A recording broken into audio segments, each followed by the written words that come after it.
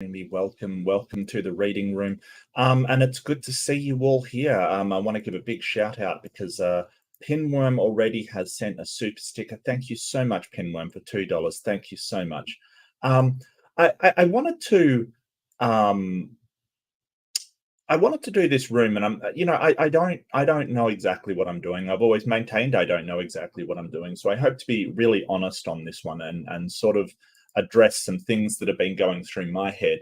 To give you a brief overview, Roosevelt once said in his, I believe it's the 1933 inauguration, "There's nothing to fear except fear itself." But is that really true? Is that actually something that is true, or is that a nice political soundbite? But we do actually have things to fear, and I wanted to talk about it, and I wanted to discuss it in depth. And I realized that one of my sort of trepidations that I have, or worries that I have, or fears that I have, is discussing my own fears, being open to people, and sort of sharing with them what you're actually afraid of. And I sort of was thinking that, how do you know if others are experiencing the same, and can we talk about it? And I realize that this is very sort of a sensitive topic, and that it is possible for people to use your fears to manipulate or in some way denigrate you, or have some kind of bad influence on you. So I really want this room to be very aware of sort of the sensitivity of the topic, and not to mock people for their fears or what they may be afraid about. And I think that maybe today is a day that we're really sensitive to, if even if it seems absurd to us that somebody fears something, maybe sort of understand that not everybody's the same, and we all have different things that worry us and concern us. And it is so, sort of reading up on it and sort of getting into the biology of fear. It seems to be universal, and not only for humans, it seems to be universal across the animal kingdom. Though a good note, and I was reading a paper called "The Biology of Fear." It was actually very interesting. Was sort of, well, how do we know that the fear in other animals, say, is analogous to our own? How do we know that the fear in, say, a fruit fly, or the fear, what looks like a fear response, is actually the same between humans and them, which is a fascinating question. And I do have to put up front, I guess, for another disclaimer, I'm not a psychologist, and all of this is my musings. And I really do encourage people, if fear is making your life controlled, or affecting your life, to see a professional, to see somebody who is proficient and trained in that, because I am not. But I do want to talk about it, and I do want to sort of share things that have concerned me. I think for myself, a fear of failure is definitely there. I'm sort of getting a YouTube channel that has some momentum, or has some traction, and I'm really enjoying what I'm doing. But that fear that that it's going to all fail, and I'm going to be a failure kind of thing, and it's going to go nowhere. I think that is something that has concerned me. And as I said, like, I certainly had some worries about today's stream. Like, is this a good idea to do a stream on and share my fears with people on the internet? Maybe. I'm going to do it anyway. I think that um, we a lot of the time we fear things, and then to overcome that fear is really the point of it. I had a really good quote by Nelson Mandela. Nelson Mandela is somebody I look up to, or looked up to, quite a great deal. I thought he was an inspirational character. And he said, "I learned that courage was not the absence of fear, but the triumph over it. The brave man is not or woman is not he who or she who feels afraid, but who conquers that fear." And I think there's a lot of truth in that. There's sort of I guess other things that make me afraid are social interactions. I do get social anxiety. I do worry about people judging me, and you might say, and quite rightfully so, but Mark, you're here on the internet, as sort of a figure that goes into debates and stuff, and it does, I feel at least a little bit afraid every single time I go into debate, and I do it anyway. I think, yeah, and I think in the past I've definitely had a phobia of needles. So I believe that's acrophobia, and I think that over the years, I think that one has lessened, but it still is when I'm getting a jab or when I'm getting a needle, I can't look at it. Like I just and it the strange thing is it's not the blood, and it's not sort of I can watch horror films when people are being, you know, massacred or whatever, but it's the needle that really, for some reason, I don't know why. It may be some trauma I've had in the past.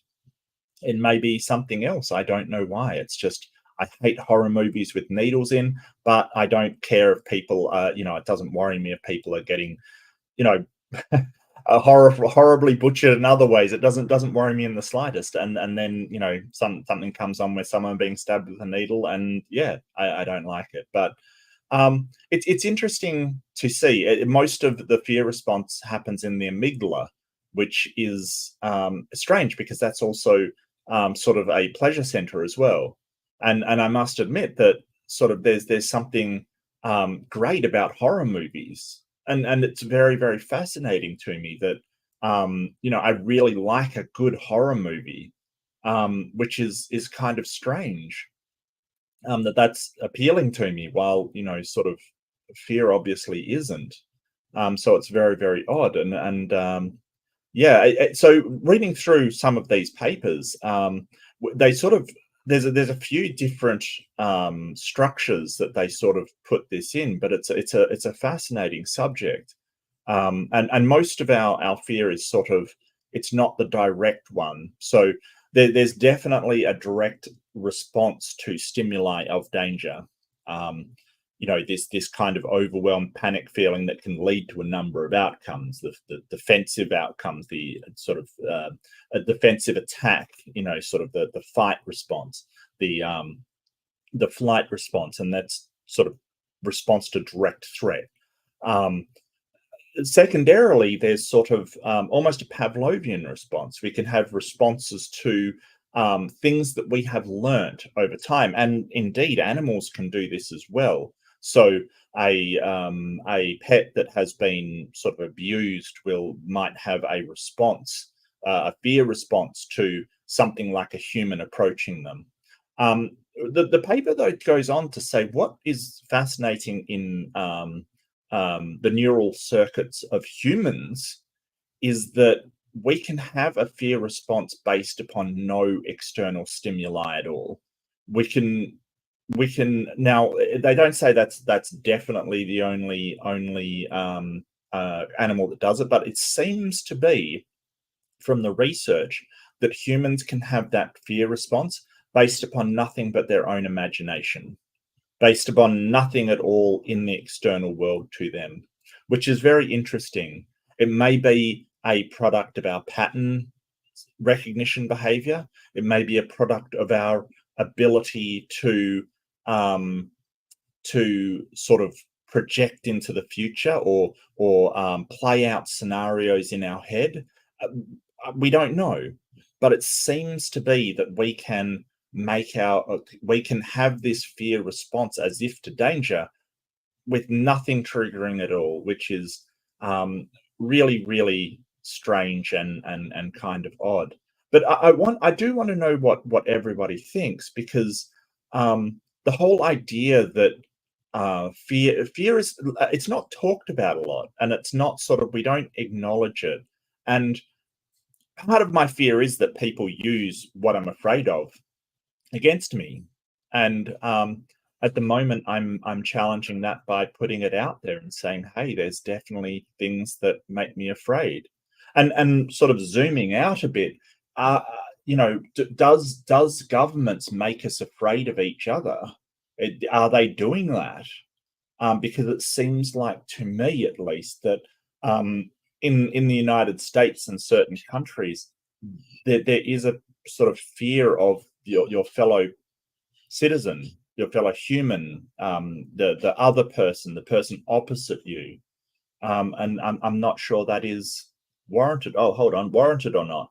Um, and so, is fear useful? And I mean, I think that its original intention is avoidance behavior or some kind of behavior to keep you safe, some kind of coping mechanism that actually has some degree of of safety in the real world. Like, you hear the bushes rustling and you avoid them. But is that useful now? Do we still have a use for fear? Is it a good thing? Is it a bad thing? I can certainly think of scenarios that there's a lot of bad things. But I'll just before I open up the room, some gift memberships have come through, and I want to thank you so much. We've got Left-Handed Jedi, who has gifted 5 readerships and hit Pidhadjink, B-Man Beast, Robert X, Urtasa, and Aussie Gold. So thank you so much, everybody, and enjoy your emotes. And thank you so much, Left-Handed Jedi, for your wonderful contribution. And Yahooligan has gifted a membership and hit Chris Amos directly in the face. So thank you so much. But I want to know what you think. I want to know where, you don't. Oh, wow. Okay. Another one came through. I Killed Earl gifted 5 readerships for Leon, Brandabub, Anti-Herversalo. I'm so sorry I butchered that name. I'm so sorry. Hervensalo. Envix and Super Squid Hunk. Super Squid Hunk got hit. Thank you so much, Earl. I really appreciate it. Thank you. If you wanted to play too, you can, and I'll just get this invite set up. But yeah, those are my kind of thoughts, and I guess, yeah, I guess I suppose I wanted to share with you that the real thing is that people sort of say, "Hey, you seem so calm and collected, and debating doesn't it seems to not rattle you in the slightest." Um, that's not true. Not at first. I think um, debating doesn't frighten me. The anticipation of debating does.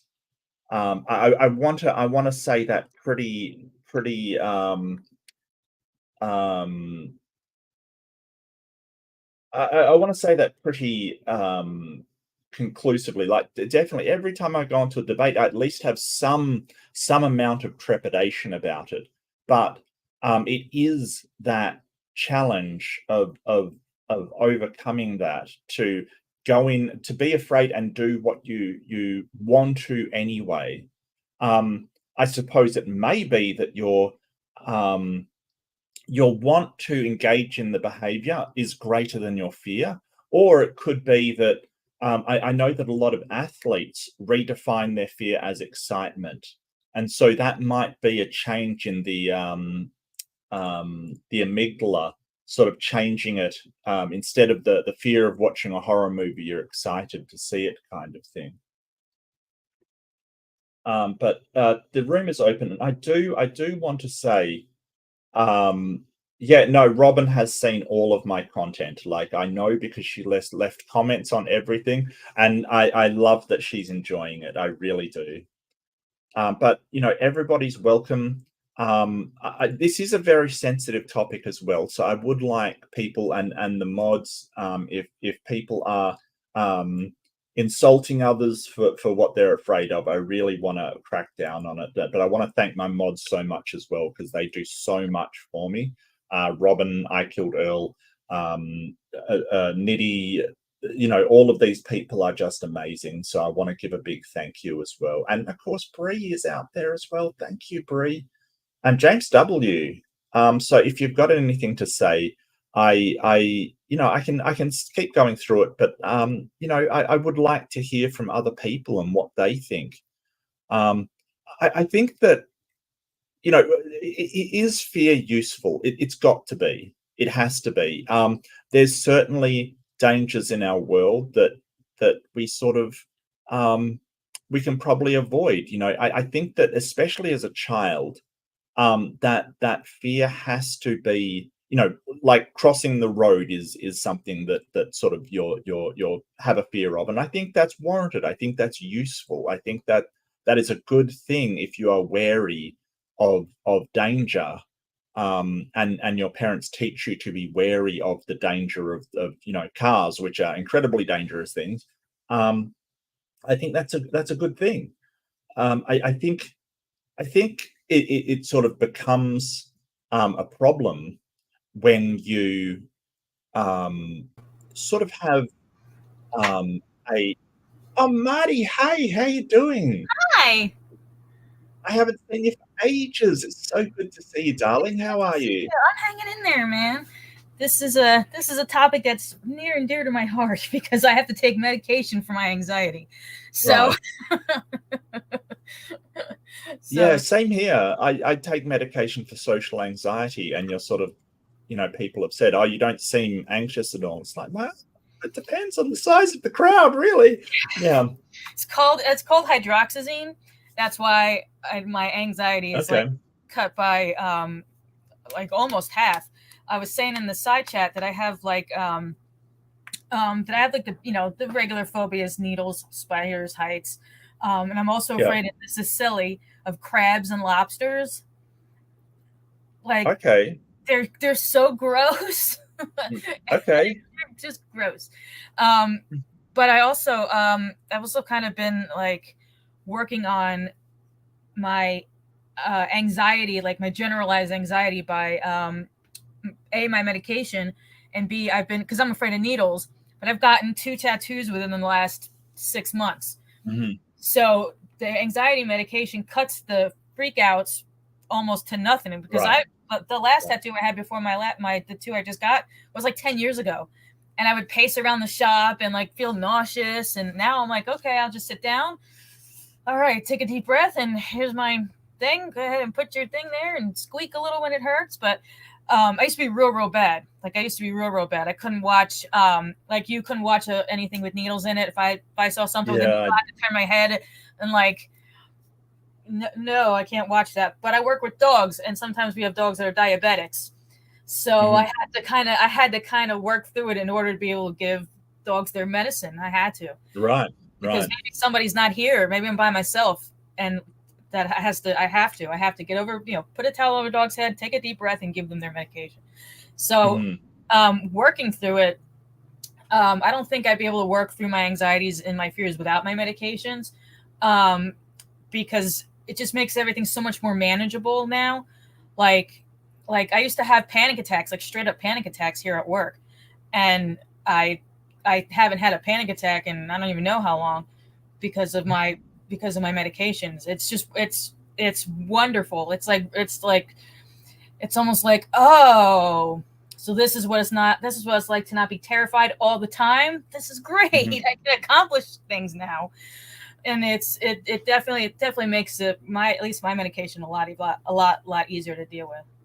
Do you remember what like is there any and don't share this if you don't want to, absolutely, but is there any sort of trauma or something, because I don't know why needles freak me out so much. Like I think I've gotten better up as I've gotten older. They don't really freak me out as much as I really dislike watching it, like I really dislike watching. And if I'm getting a needle, I just look somewhere else, like as long as I'm not looking at it, it's not the pain, it's not anything, it's just that needle going into the skin for some reason. But I don't know why. Do you know why you have that phobia?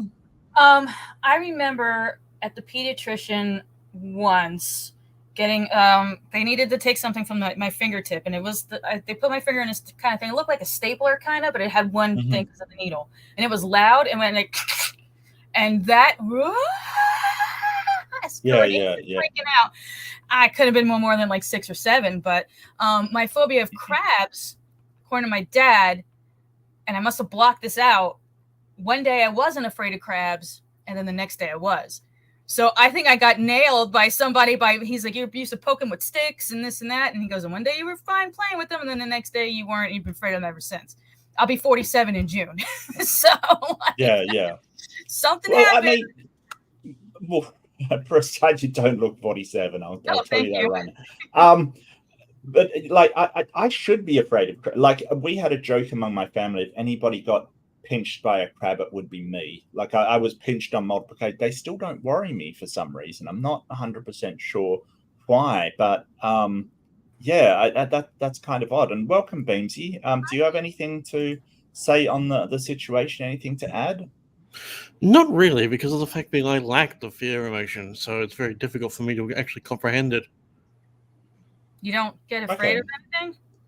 No, I've got a brain issue that I've got retardation on two of the glands within the cluster that's referred to as the emotional center, so I don't get the same sort of emotional relevance many other people get. Huh. Well, yeah, I can't imagine what that's like, but I'm sorry to hear that. Yeah, Why? It is what it is. I know, but I mean, I've seen you angry before. I've certainly seen that.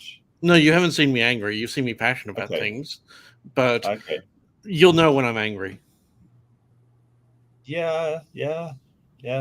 Um, but yeah, I do you miss being afraid? Like, do you miss, like, watching a horror movie and getting that feeling of fear? Because I actually really like a good horror movie. I like being afraid. I probably I loved The Ring. I loved The Grudge because they were kind of scary. The Japanese version of The Grudge was actually really good. I've heard But yeah, it was actually way better than the Western version's terrible. The Western version of The Ring wasn't too bad, but not too, I liked it. Does a person who's never flown miss flying? Yeah. I mean, during the Renaissance, they always said, I wish I could soar in the clouds like the birds, kind of thing. But they don't miss it. They actually desire it. They're curious about it. Okay. But it's not something that you can miss because it's something that you don't really experience. Well, do you desire it then? It's a curiosity to me. Okay. All right. Like nothing's ever scared you before in your life. You have no idea what that feels like. Like you get a needle and you're just like, okay, or a spider comes off the ceiling and you're just like, okay, like that doesn't. I mean, if I'm sitting on my computer and a spider drops down off the ceiling, I'm burning this place to the ground, like because I completely freak out. Hey, look, I'm in Australia. I wouldn't take that, but yeah, something might definitely make me jump. Absolutely. Yeah. Okay, get the Flamwaffer.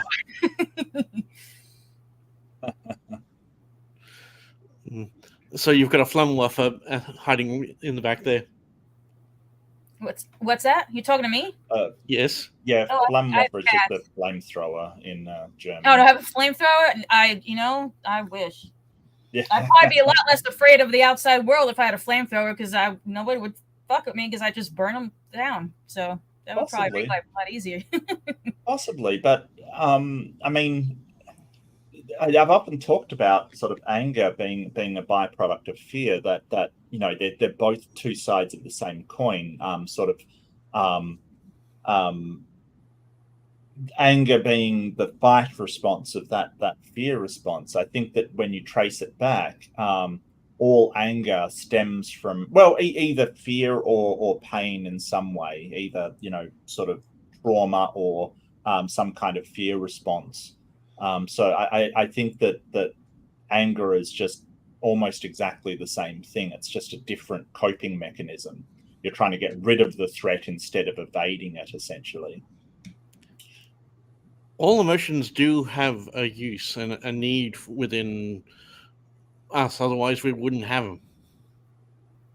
But do you experience like happy and like sad and like? Not in the same thing that you do. I experience different. It's hard to explain. I also don't remember much from before my incident, so I don't know if it's from the incident or if I was born this way. Well, we were in a chat and you sort of said some pretty contentious and mean things, and But I I'm was wondering. actually being very offensive. I was actually aiming to say that because what was actually said to me, I saw as being to that level. Okay, I so respond in kind in the way that people react to me. That wasn't me angry. okay, so but why sort of take that approach at all? Why not sort of say, hey, what you've said offended me and I'm upset and that hurt? Like, why No, actually do it at all? in the situation you're talking about, I just saw it as pathetic the way that someone lowered themselves to that standard. So I decided to join them in the mud. That's the way that I see it. Okay, It doesn't. What they say doesn't actually upset me or offend me, but I can foresee an aspect of right and wrong due to my own standards. okay, I saw that someone did something wrong, and I had the choice to either rise above it or just basically try and do something about it. I tried to do something about it. I went about it the wrong way because I shouldn't have gone the way I did. I should have worded it differently, but it is what it is. mm. Yeah. And I sort of with you saying that you'd use a flamethrower on people. I think that um I think that we do, and I certainly do. I worry, or I'm definitely afraid of being, people insulting me and attacking me who I don't really know or don't really know me. I'm fine. I'm absolutely fine with. Doesn't worry me at all. But I'm more, it like I kind of do have a fear that someone would, like I know and that is my friend, would betray me or hurt me, kind of thing. I'm not saying anybody has, like, just that seems to be a fear that I have. Or once they get to know me, they won't like me. Has that ever cropped up? Yeah. Yeah. Yeah, because I'm real loud and weird, and so when I first meet people, I have to hold back a lot because I'm a lot. Right. Like, even with my anxiety meds, I still have ADHD and I don't take Adderall, so I'm still like woohoo. So when I first meet people, I've actually improved a lot. I used to not talk to people. Like, if I went somewhere in public, I used to not talk to people because I'm not talking to people. Mm. But now, if I did talk to them, I'd be like, "Hi, I'm Marty. Nice to meet you." Looking around the room, where's the exit? Was there a window I can jump out of? What? How do I get out of here? Right. Right. Now I'm like, "Hi, I'm Marty. Nice to meet you." So it's Yeah. it's it's helped a lot. I'm working through it. Has helped a lot, and the medication also helped a lot. But it used to be real bad because I would have that fear of, like, these people don't like me or I'm getting on their nerves. Or, because, and I had this few recently because I played D&D. And a few years ago, I had this with my group, one of our players, our cleric. Um, I just thought that maybe she just didn't like me because of the way I played my character in response to her character. And I'm like, Yeah. I said to the DM, I'm like, I don't think she likes me. And he's like, well, he had to kind of like reiterate, like, well, how she responded is how her character responded. That's not how she would respond She to you as a responded. person. Right. That doesn't mean she doesn't Hmm. like you. It's just how the character would respond. And I was like, Right. I was sad about that because I was like, if she doesn't like me, I don't want to. What I got to do? Leave the table? Like, I don't want to have to keep diminishing because people don't like me. Now I'm not like, fuck it, I don't care. Because, like I Yeah. said, I'm almost 47. I'm getting to the point where I don't care. I'll cover my arms in tattoos and I'll be who I am, and they can suck it if not. Otherwise, they can go. That's really cool. Yeah, I think that I've definitely had that before. I sort of push back on it though. It kind of, being yourself is really, it is scary. It is scary to definitely go on YouTube and go, hey, and myself, I have ADHD, I have autism, I'm kind of, I do, and people, it's interesting that people sort of go, oh, what's it like being autistic as opposed to sort of neurotypical? And I'm like, I have no idea. There's certain things that sort of I've done during my life that people go, well, that's strange. And I'm like, is it really? I don't, I didn't know. I don't know what being normal's like or neurotypical is like. So I've got no idea. Yeah, so that sort of fear that people are going to go, well, you're a weirdo kind of thing. You're a very, very weird person. It's like, well, And I think this trip through the internet, and I sort of want to thank everybody for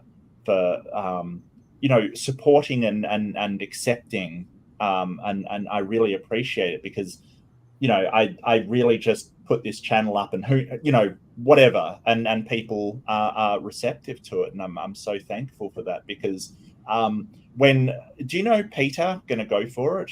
Dutch atheist with who's impossible to shut up. I love him so much. I know the name. I know the name going to go for it, but I don't know him. Yeah. He basically said, "You've got to start a channel, and just bullied me into starting a channel. And I thought it would fail. Sort of that fear is like, oh, no one's going to watch it, and it's going to fail within the first week or something, and that's okay. I'm fine with it, but it will fail. All of this stuff, and it's been going fantastic. And so I want to sort of talk about, are our fears warranted, and what do we do when that sort of that sort of fear is sort of controlling us to say, hey, all of this is pointless, and all of this is, we're going to fail at what we're going to do. And it's very easy to say, hey, if I don't try, I'll definitely fail. That's all logical and all very makes sense, but it's harder to do in reality, really. It's coming to terms with not trying is a failure of itself, and success is only one more attempt than your last failure. Oh yeah, I mean, that's easy to say, but you still have that fear of sort of, I'm going to try and I'm going to put all this effort into it, and it's going to mean a lot to me, and still it collapses and doesn't work. And yeah, you can kind of pick yourself up and try again, but there is that fear there. That's why I said it's a difficult thing for people to come to terms with it.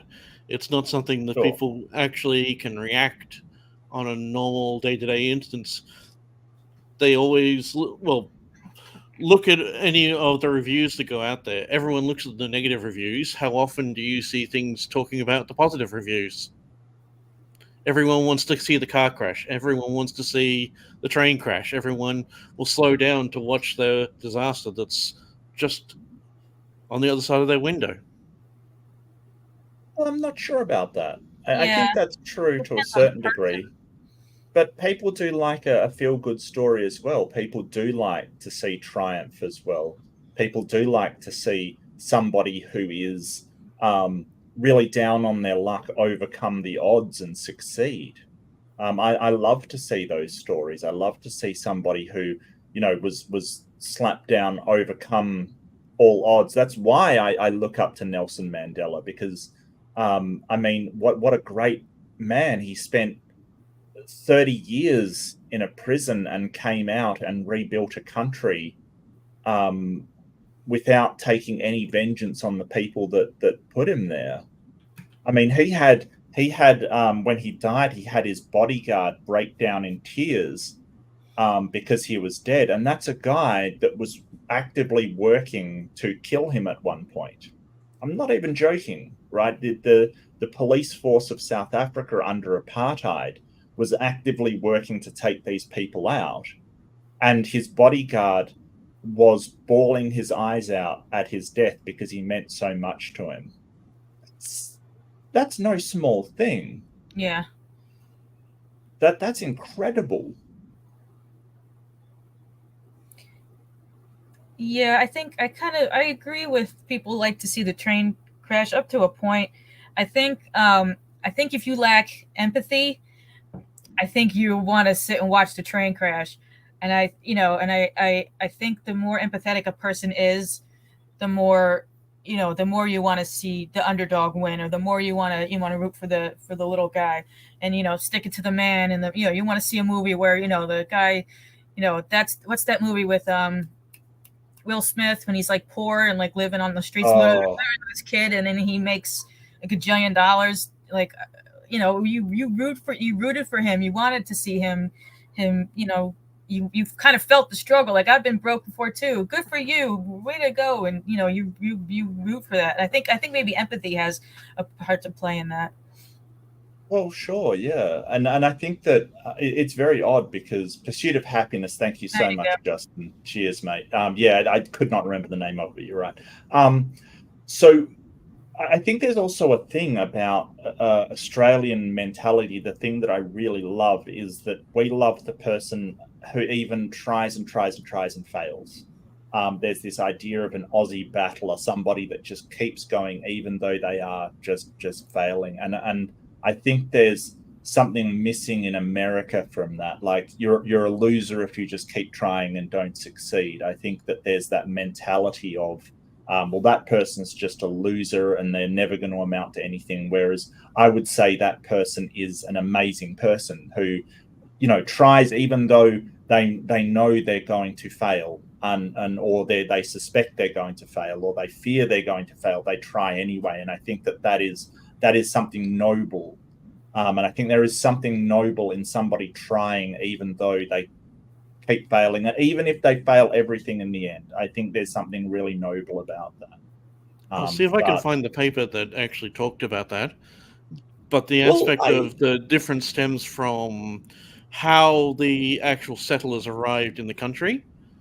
In the United States, when they came over from England, very similar environment, very similar soil quality, they were able to plant most of their crops and they grew. So they were able to succeed from the get go. Whereas in right, Australia, doesn't have that because of how old the actual geology is. It doesn't have the same sort of right. sediment to actually grow. So you stick something in the ground in the United States, it grew. You stick something in the ground in Australia, it died. Well, and I think that lent a lot to sort of comradeship and mateship in Australia. I remember reading an article about well, it was a psychological paper about what things mean to people in their lives, and it seemed that Friends in Australia was really just massively rated as the sort of the focus of people's life. Like most people put family and work and things like that, but Australia had Friends as being really high, and I think it is because Australia is a pretty hard place that sort of originated from. And you'll notice the tougher it is to live somewhere, the more we need each other. And I sort of think that life's tough. We kind of do need each other, and I kind of yeah, I kind of do like that. But we're kind of going off on a tangent and listing, the benefits of living in Australia, which I do realize I'm doing. It's probably subliminal. I've got the Australian thing in the background. It's probably subliminal. But we'll get back on track. Yeah, definitely get back on track. And I think I remember reading somewhere that people are always afraid of snakes. Like it's just sort of hardwired into humans Depends to on the sort of. snake. Well, that's true, sort of, but I think sort of due to the venomousness of snakes, we're still kind of, no, Australia is not a penal colony. Come on, Mark. Seriously, dude. It was, but it's not now. Yeah, if I could pick up little garden snakes and little snakes like that with my bare hands. We used to catch them in Jersey when I was a kid, but like a Yeah. big thing with fangs and a thing and all that. Thank you. I'll leave those guys alone. Well, we get lots of snakes around here, and they're tiger snakes, which are notoriously aggressive. So I mean, people are like, "Oh, you're Australian, you have spiders and snakes," and I'm like, "No, not really." And then I thought about it, and I'm like, "No, actually, we do. We do have a lot." And they're actually, I mean, I do. They do. There was once one out in the sort of parking lot for where sort of the park that we're near, and I was like, yeah, I'm not going anywhere near it, kind of thing, because I know these little bastards are really aggressive. But it was a beautiful animal, like it really was. It was really lovely scales and stuff, but at the same time you had this Dutch tourist who was like, oh, I'm going to go have a look at it. It's like, do not do that. Don't do that. It will frigging kill you. Like, just crazy. We had to stop this guy on his bike from going up and having a look. It's like, no, that's a very dangerous animal right there. Yeah, I anything like the big fangs or anything like that, I just kind of leave this alone. You go do your thing, and I'm gonna stay over here and do my thing. But I think I think on the phobia of snakes, I think Indiana Jones is afraid of snakes. Yes. So I guess it depends on the snake, but I They kind of did want to. give a backstory for that though. When he was a kid, he Yes, got dropped in that thing of snakes. Yeah. I did see that. Yes, that was a good movie actually. I wanted to circle back to like fear of like like you had a natural fear of setting up this channel and stuff like that. When I was a kid, I wanted to be a comedian. I wanted to be a stand-up comic. That was like it. The only thing I wanted to do with my life, stand-up comedian. And marry Simon Le Bon from Duran Duran. Okay. Which I didn't get to do, clearly. Well, still time. Yeah, well, I think he's gay anyhow. But all right. And I was so I was adamant, this is what I was going to do when I was a kid. When I grew up, I was going to be a comic. But my dad was real anti me doing anything, and I grew up pretty much scared of my dad. So after years of him telling me that I wasn't going to make it as a comedian or make it as anything else, I just gave up. And then I got too scared to do anything. I got too scared to even try to do comedy or even try and write anything that would be mildly funny, because I was told that I wasn't going to anyhow. So I'm like, well, what's the point of trying? I'm not going to make it anyways. So, and I never did. And I regret not trying to get on stage and do something. Cause that was the dream. But I think if you're, if you're told enough times that you're not going to make it, you're not going to do this, you're not going to do that, I think that can make you afraid to do stuff that you would want to do because you're told, pretty much not to. So what exactly did hold you back from becoming a comedian? Like what was it? That was it sort of the stage, being present on stage kind of thing, or just interacting with audience, or what stopped you? No, because I used to be in chorus. I was in chorus from 5th grade to my senior year of high school. So I sang in front of people, so people wasn't the problem. I would just get a little stage fright right when we walk out, and then once we start singing, I was fine.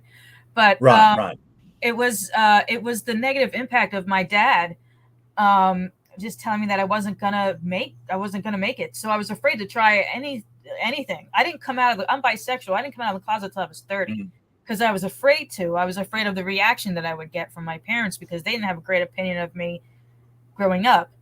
So, because I had bad grades and behavior problems with ADHD that went unchecked. So I'm like, I'm not telling these people I like girls. There's no way.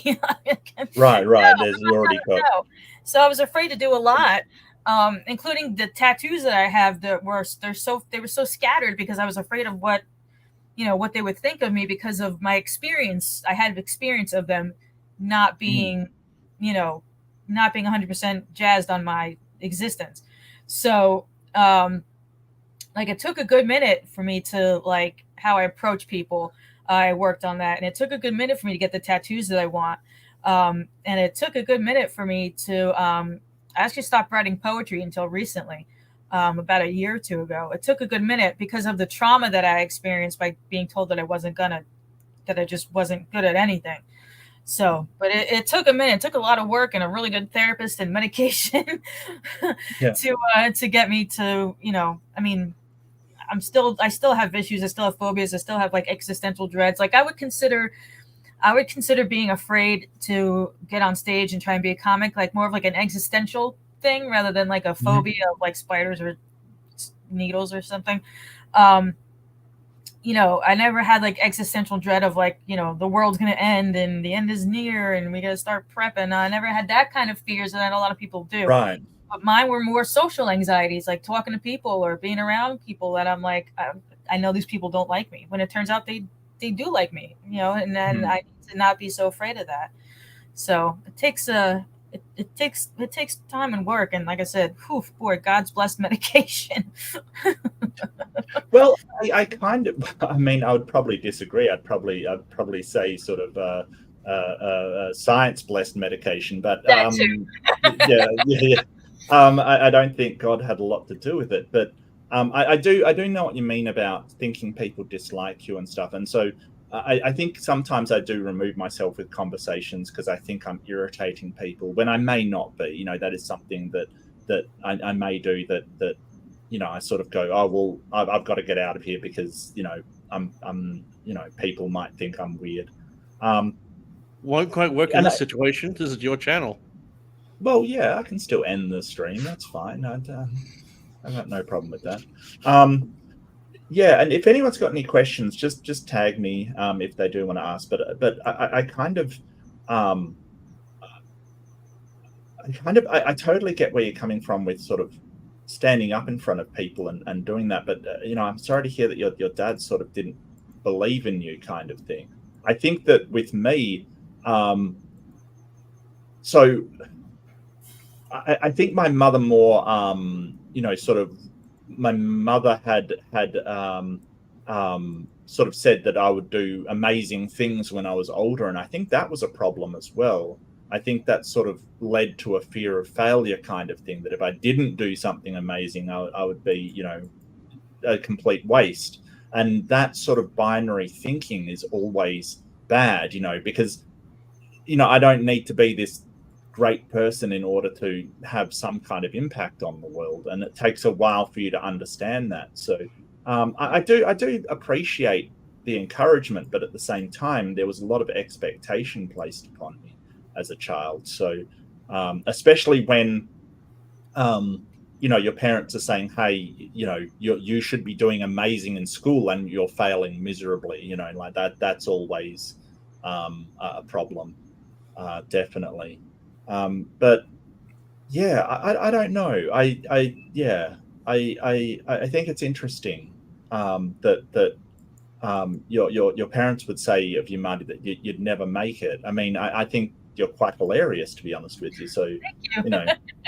Well, I know you're trying to be. That's okay. I'm not saying, really I'm just naturally funny and cool and fantastic. No, no, it's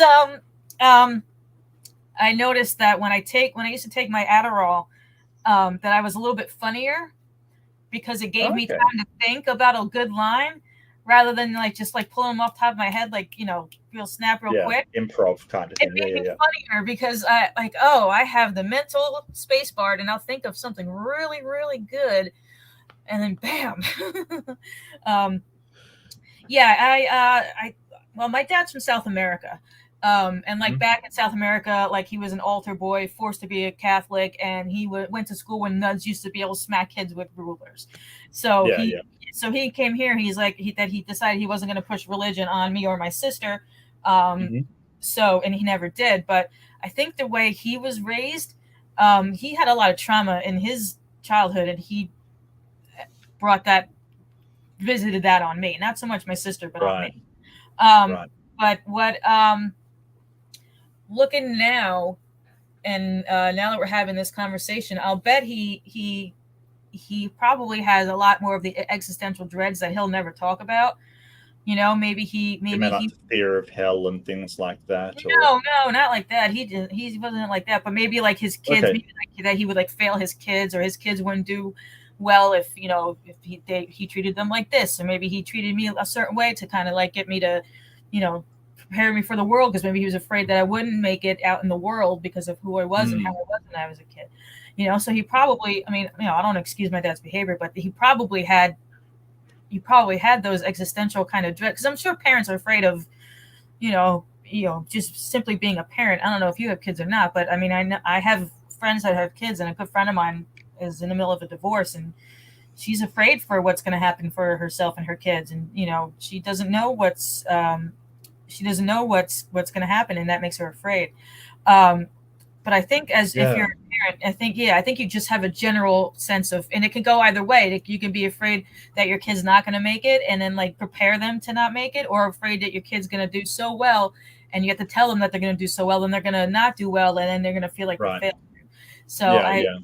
it's I don't think there's a real it's like a Kobayashi Maru right there. There's no real win scenario on that. It's just you just do what you can and hope for the best. Well, I think a lot of parenting, I mean, I'm not a parent myself, but I think a lot of parenting is just doing your best, the best you can, and that's good enough. You know, the fact that you're trying makes you a good enough parent, because I don't think there is any magic solution to it. I think it's just effort, and you know, it's hard. It's hard to put in the effort, and you know, I think that the world expects you to be a perfect parent, and it's just unreasonable. You know, like and then there's sort of comparing yourself with other parents, and that's always a disaster, because we can't compare lifestyles and traumas and places in our life with each other. It's just not comparable, because we haven't been through the same things that each other have. So I think that if you're trying your best as a parent, then I think that's good enough. And yeah, there might be some problems to deal with, but we all do. And I mean, a lot of the time, I think that parents do pass on what they're taught and their traumas to their kids. So it's not 100% their fault. But I'm thinking about when you said sort of you're afraid to come out to your parents, and I think that's a legitimate fear, especially in some families where that might get you kicked out of home or stuff like that. Yeah. And yeah, I think that sort of in those religious families, people have been kicked out of home for coming out. So I think some fears are absolutely legitimate and sort of keep us safe. Yeah. So I think that it's kind of I really do want people to have resources, though. So sort of talking to somebody on an anonymous line or something like that may be the way to go. And there's good resources around to help people sort of when they are feeling like they can't talk to their parents or anybody else. I think that is a good thing. But yeah, I can't imagine what that's like, I suppose. No, it kind of sucked, but I got lucky with my parents, because my mom is super supportive and my dad's just indifferent because I'm a girl, so it's fine. But if I was a boy, he would I would cease to exist to Right. him. It's it's okay because you're a girl. But I got real lucky. My heart breaks for my brothers and sisters that can't come out to their families because they're afraid they'll get kicked out or they'll get ostracized from their jobs or their friends or what have you. Like, I can still be fired in Georgia. I live in Georgia. I can still be fired for simply being bisexual. Like, if my boss wanted to fire me for that, Really? yeah, she could. Well, Georgia's an at will state, so she could fire me if she didn't like my eyelashes. But she can totally fire me for being bisexual. Even though marriage is legal, she can totally, and there are other places, other states, especially the real deep South, the real red Republican, states.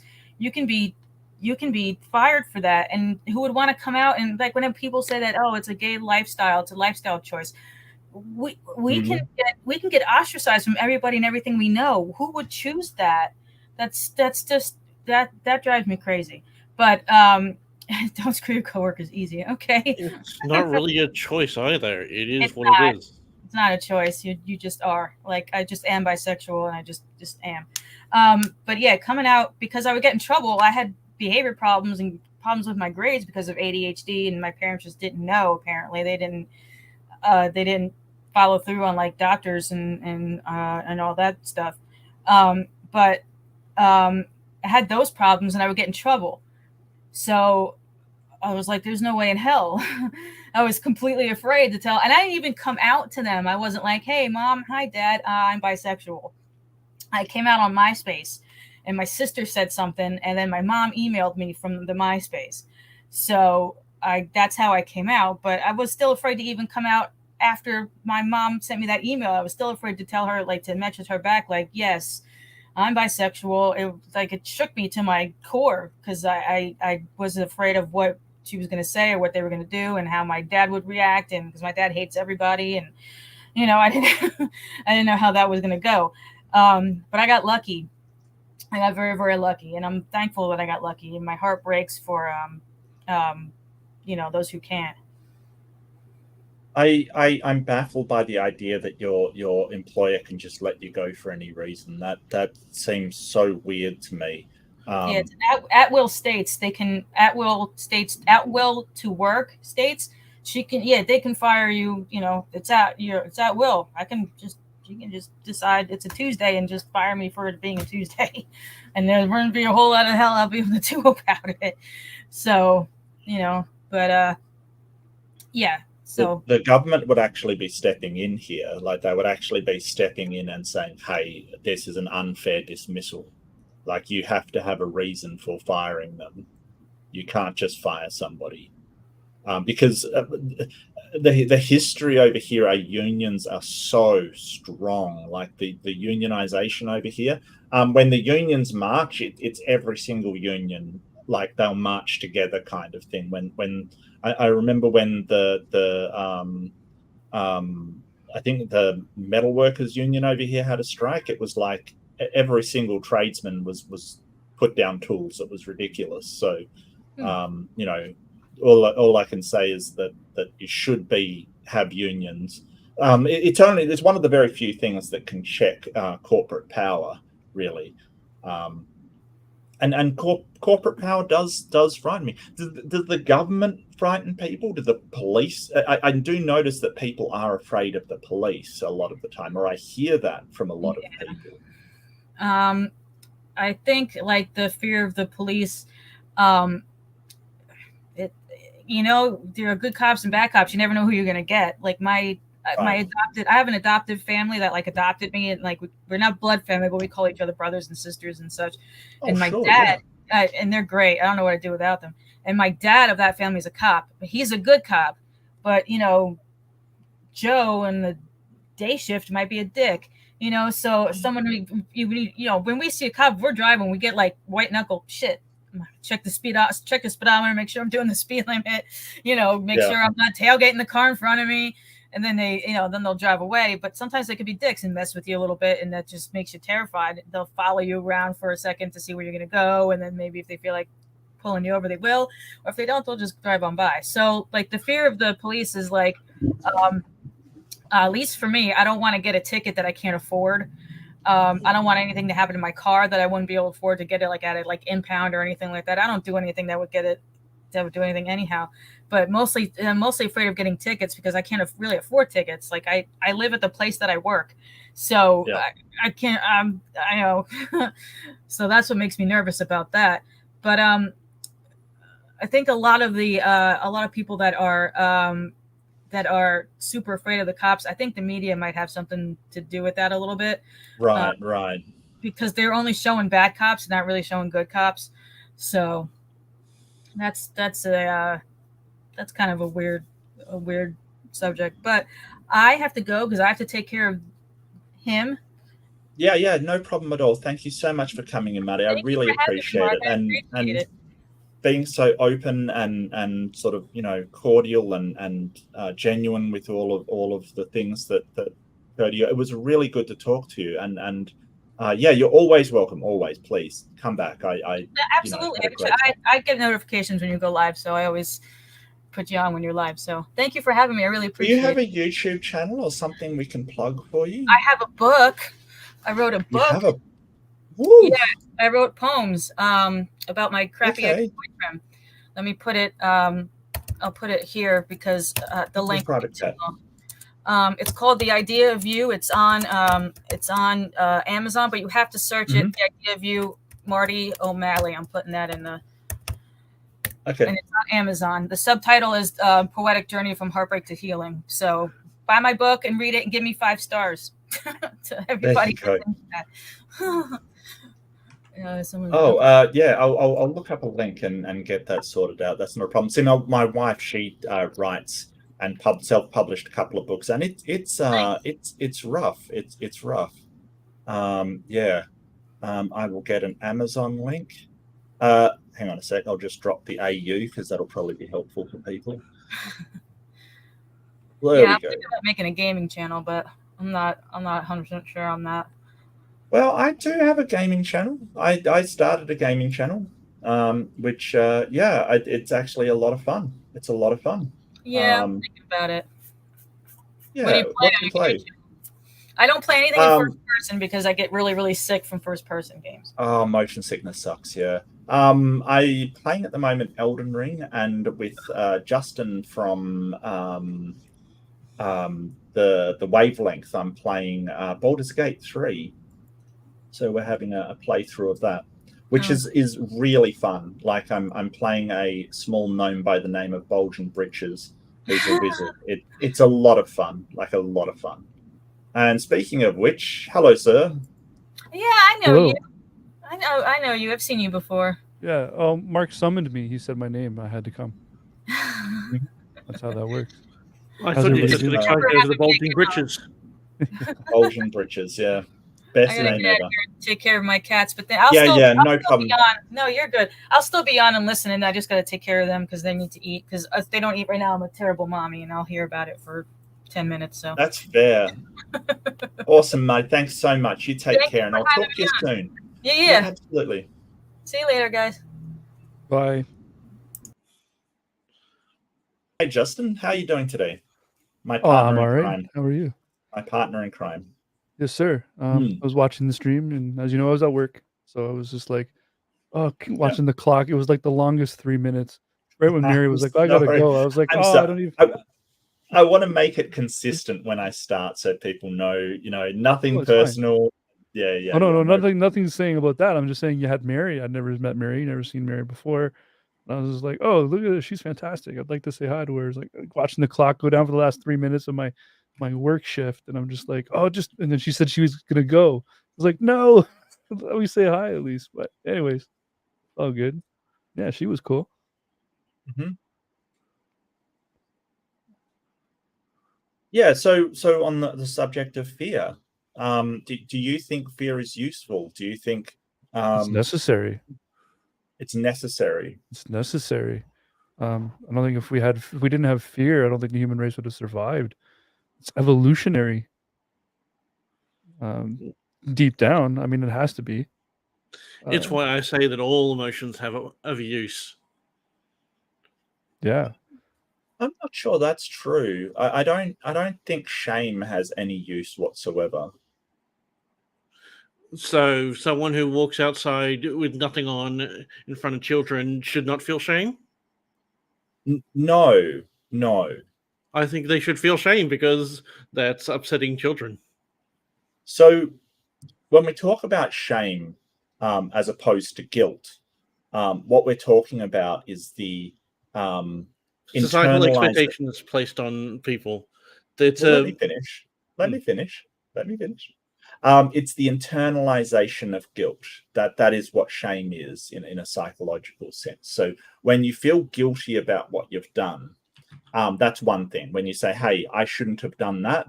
That was a bad thing that I did." What shame is the internalization of that action being part of you, right? So not just that's a bad thing, but I am inherently bad because of the things I have done, right? That I am a bad person inherently, right? That is me. That action is who I am. And that's what I mean by the internalization of guilt. So you go outside and you're not wearing any clothes and you go, "Oh crap, I just, made a mistake," kind of thing. That's guilt. When you go outside and that happens and you go, "Well, I am a bad person and that's what I do because I am a horrible person." That's shame. And I don't think it's useful at all. I think Pedro maybe brings up an interesting value to shame.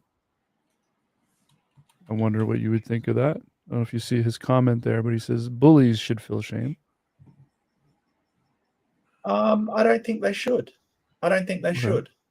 No, because I was horribly bullied throughout school, and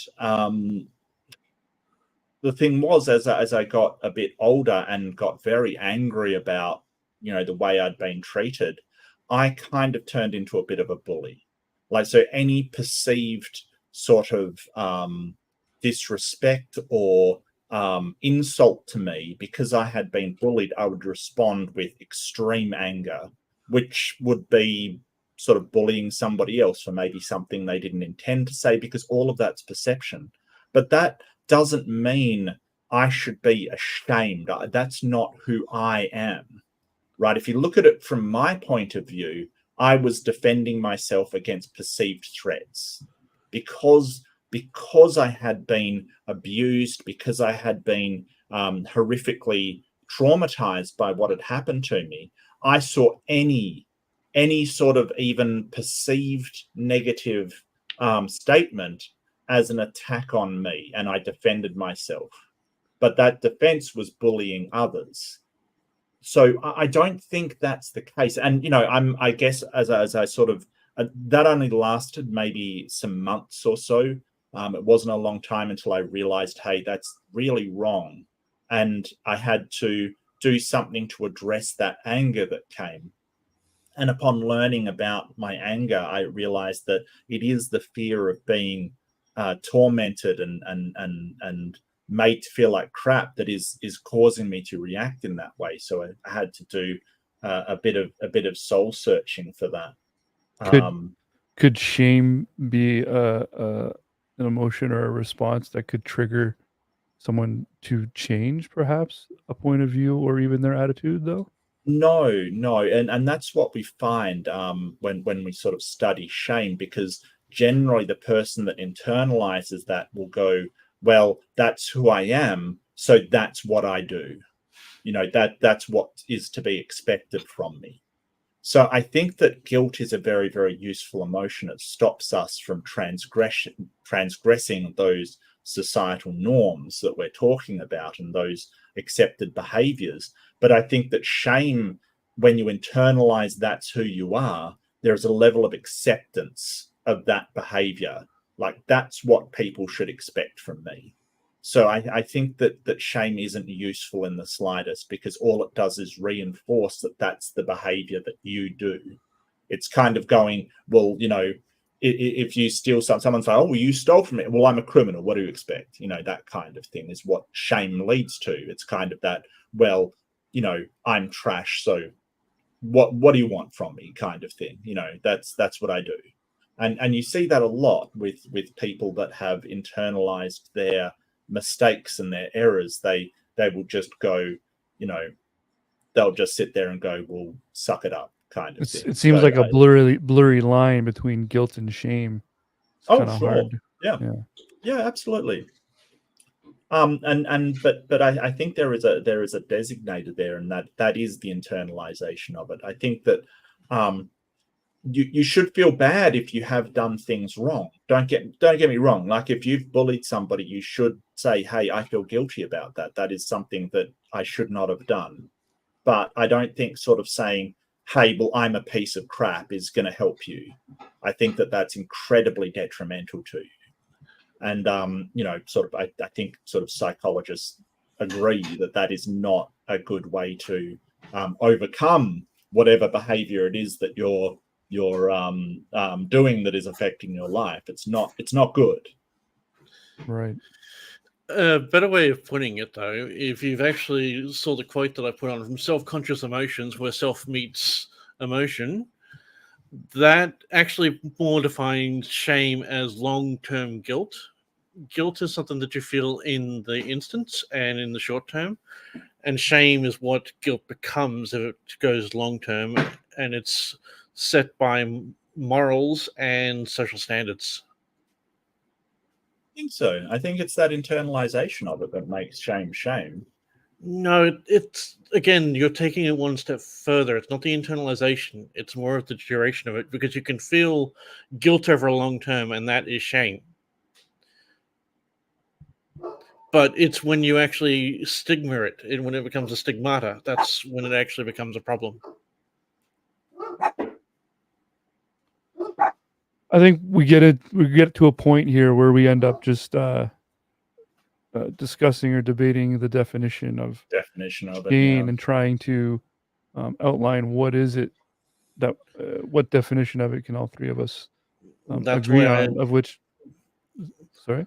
That's why I linked a definition, and it basically Well- the easiest way of putting it is guilt is short term, shame is long term, but it's a similar emotion.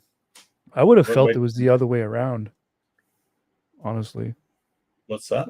I would have felt like it would have been the other way around. That like I could get over shame a lot quicker, but guilt is something you keep with you forever. No.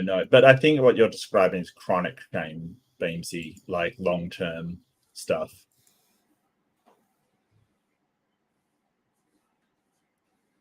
I don't know. I suppose I could embrace think the it's just idea that it's a definition. useless, that it's not a useful emotion, but it's so closely tied to guilt, of which you do Oh, agree sure. it is I a do useful agree. emotion. Yes, There's that a is. fine line there. Yeah. Yeah, sure. No, I It get does have that. it does have its uses. It's just the fact being that it's been used as a weapon by too many people and by too many institutes that it has a stigma about it. That's why it's not seen as useful. I kind of like that too. Is there anything that you're afraid of, Justin? Oh man, being stranded. Being stranded. The day I got my license was the last day I swore I would never drive. Like yeah. There's always a car within arm's reach of me. I cannot be without a vehicle to go somewhere quickly. I just couldn't. Really? If I wanted to get up and go, I need to know I can get up and go. That and Australian bald men terrify me. Okay. Well, someone did have a question in the chat, and Okay. it was per Aspera ad Astra. Why are bald men the best looking ones? And I think that beauty is subjective, so I think people would disagree with you. So on Mark that is the one, object of subjective beauty. apparently so. Apparently so. Apparently, I'm somebody's type.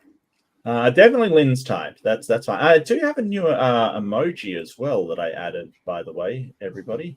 It is Lynn Love. There you go. Because people said, "Oh, you should do something with Lynn in it," so I did something with Lynn in it. There you go. I want to see. I want to see.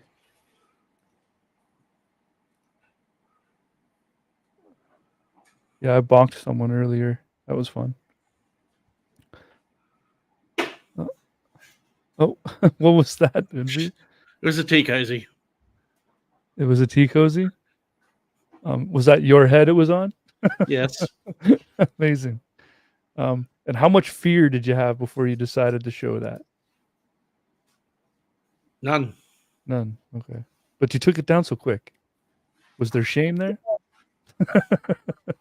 I kind of agree. Shame and embarrassment are not the same. Yeah, embarrassment's very, very short term, and I think embarrassment's one of those fear things. Like we fear that we're going to be embarrassed by tripping over or something like that. And mostly, I think that what I've learned over the years is mostly people don't care. People really don't care. They might note that you've done something wrong, but they really don't care that much. They just forget about it in 2 seconds flat. Like if you trip over the stairs or something, people go, "Oh," and then they just don't care. Did I hear earlier something about you've got some stage fright there, Mark, or there's a number of live participants you might not be able to handle? No, not really. I think it's just going into rooms, and especially with people that I don't know or things like that. I do get anxious. I do get worried, and then I guess I get into it, and it just vanishes. Especially with debates, I just get like I'm always nervous before a debate, but 2 seconds in, I've forgotten even why I was nervous in the first place. And I think that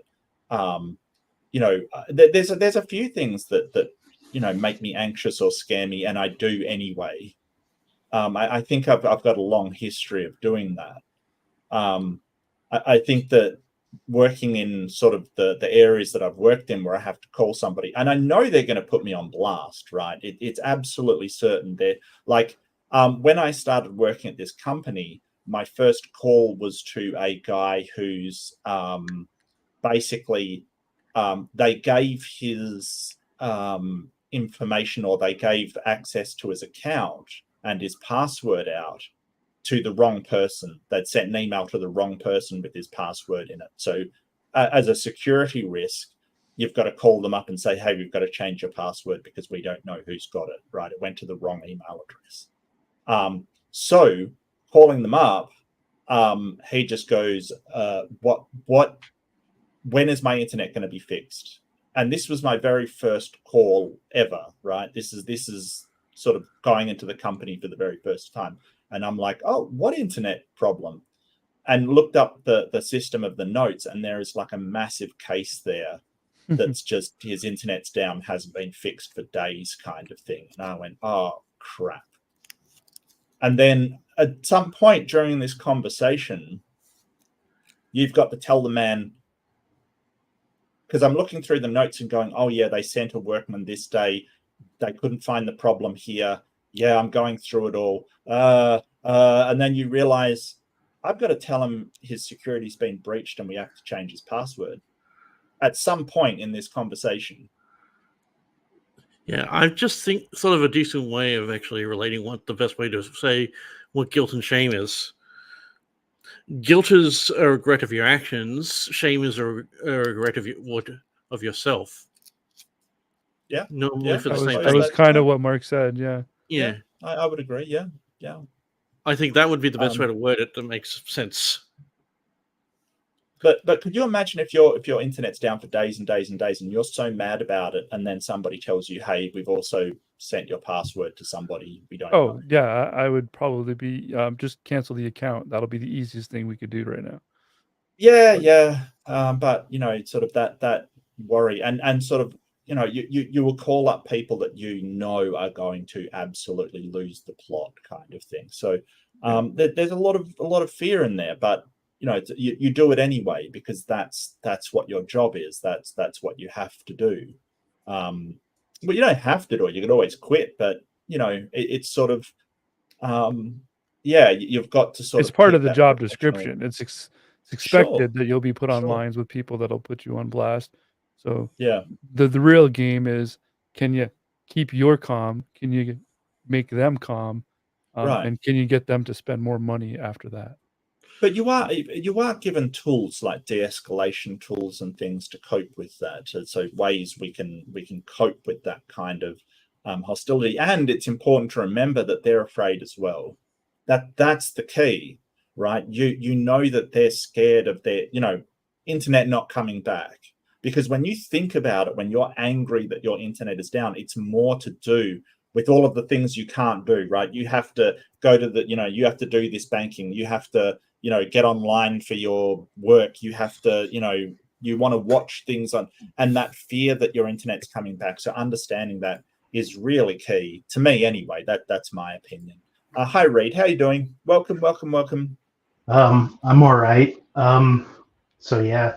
Wow, this is my first time using StreamYard. Anyways, I saw the subject and I thought I might have some unique insights because I actually suffer from CPTSD and social anxiety. I left the comment on your last video. Yeah, I saw it. Yeah, I've actually been a fan of your channel since I saw your debate with Ross. And I was just impressed by your sort of Zen-like patience when I sort of wanted to rip him apart. Yeah. From the get-go. That Ross debate for me, Reid, was such a guilty pleasure. And you're right. Mark held it together on a level I couldn't imagine pulling off myself. It was impressive. Yeah, it was an amazing act of flinty willpower, I must say.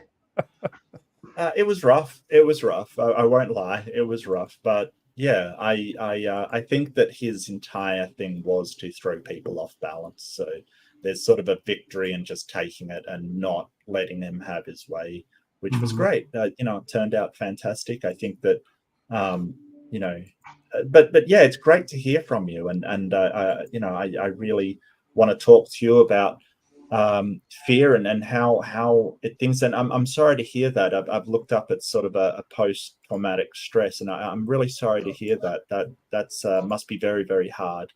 And I think all of us have dealt with some sort of trauma, so we can sort of we don't know what it's like, but we can definitely relate. Yeah, it's unique in that normal PTSD is caused by usually a short-term incident. So people returning from war, or people who have been in a car accident, and Yep. CPTSD is related to long-term trauma, such that it becomes really deeply ingrained into your personality. And it's actually really new. I guess it's still under review for the DMSB, I think it's called.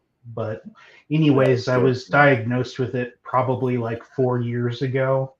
Mhm. Before then, I thought I had run-of-the-mill depression and social anxiety, but it took some key insights from my history for my therapist to like formally diagnose me. You'll find that war actually is one of the biggest things for CPTSD because of the constant threat that people are placed under. Yeah. Abuse victims suffer it a lot as well. People who are in a location for a long period of time. Yeah, I can But imagine that's true. I just, yeah, one is like caused, one is caused by short sharp, which is with bang, there's your trauma, and the other one is long term. yeah, I actually did eye movement desensitization, and it didn't really work for me because it's a type of therapy where they try to link it to a specific memory, and Right. I've got way too many like bad memories, so it's like picking through the dozens. Right. And it will only probably affect that one memory, whereas if you've got a ton, it's more difficult. Mhm. I know I did cognitive behavioral therapy as well, CBT, and I found that very useful, as apparently it is for autistic people for some reason. That seems to click with them a lot. But yeah, I is there anything that sort of brings up these fears, Reid? Is there sort of something that triggers them, that brings up these feelings? Well, it's funny you were talking about shame, because a huge amount of what happens to me is because of shame and like negative self-image. I'm like, one of my biggest fears is just of being judged harshly, because that's like a big part of what my trauma was in the past. So if Right. I feel like I'm going to be judged harshly, I have the coping type. I'm a freeze. There's 4 types. There's fight, flight, freeze, and fawn. And I'm primarily freeze and a little bit of fawn. But basically, what happens is when I start to feel like that I'm going to be judged, I sort of like freeze up and can't move, can't speak, don't want to go anywhere. You know, it's just exactly what it sounds like. I'm kind of like trapped in an ice cube sort of thing. And So I'll sorry. Yeah. Yeah, it's tough. I mean, it got a lot worse over COVID just because I was constantly in freeze, and it was also reinforced by media that yes, you should be in freeze. Everyone is in freeze. Freezing is the good thing to do. Keep doing it. Right. So it kind of became more of a habit than it used to be. Um, yeah. Yeah, I mean, I have a tendency to socially isolate when I'm in a low point or a bad mood, or just, I probably wouldn't say depression, but when I don't feel the best. So COVID for me was sort of completely fine. It didn't affect me at all. But there's the other side where I'm like, well, that's probably not good for me, that I'm fine being socially isolated from everybody. The fact that that is perfectly fine isn't that great, but I think I coped with it a lot better than others, because I was used to isolating myself. But as you say, it's probably not a good thing if you are sort of indulging or being told by the government to indulge in these coping behaviors. Is probably Yeah. not the best thing to do, because the coping behavior is really what we want to avoid. Well, it was a funny story. I actually ran out of antidepressants during COVID, and my previous prescribing doctor just like silently quit his practice or something. So my prescription ran Yeah. out, and I had to like try and get a new one.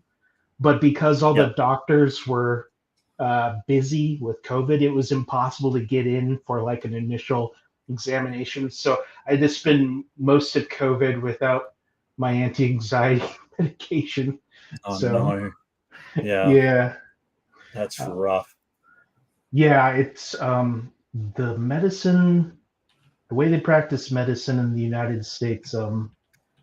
It's one of the reasons why I've been trying to become a New Zealand citizen in the past. Yeah, Nice choice.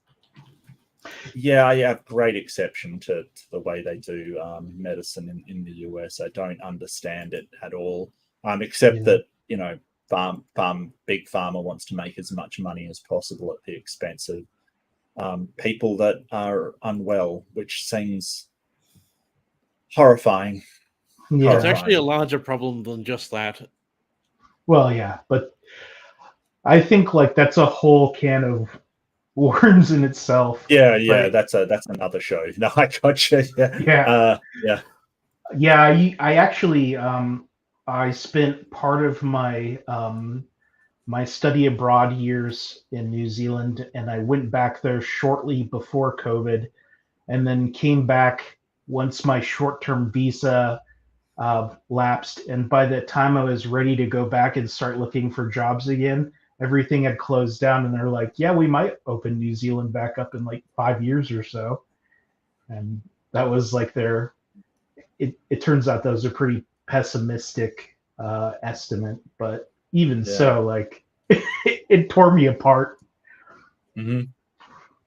Yeah, I'm sorry. It's, you probably got a better chance of getting into Australia, to be honest with you. But And that I would definitely consider that. I mean, it's almost the same thing. It's just I don't know. I have this image of Australians as being just not quite as chill as New Zealanders, but basically most of the stuff is the same. Also, they have flora and fauna that will kill you, and in New Zealand that doesn't exist.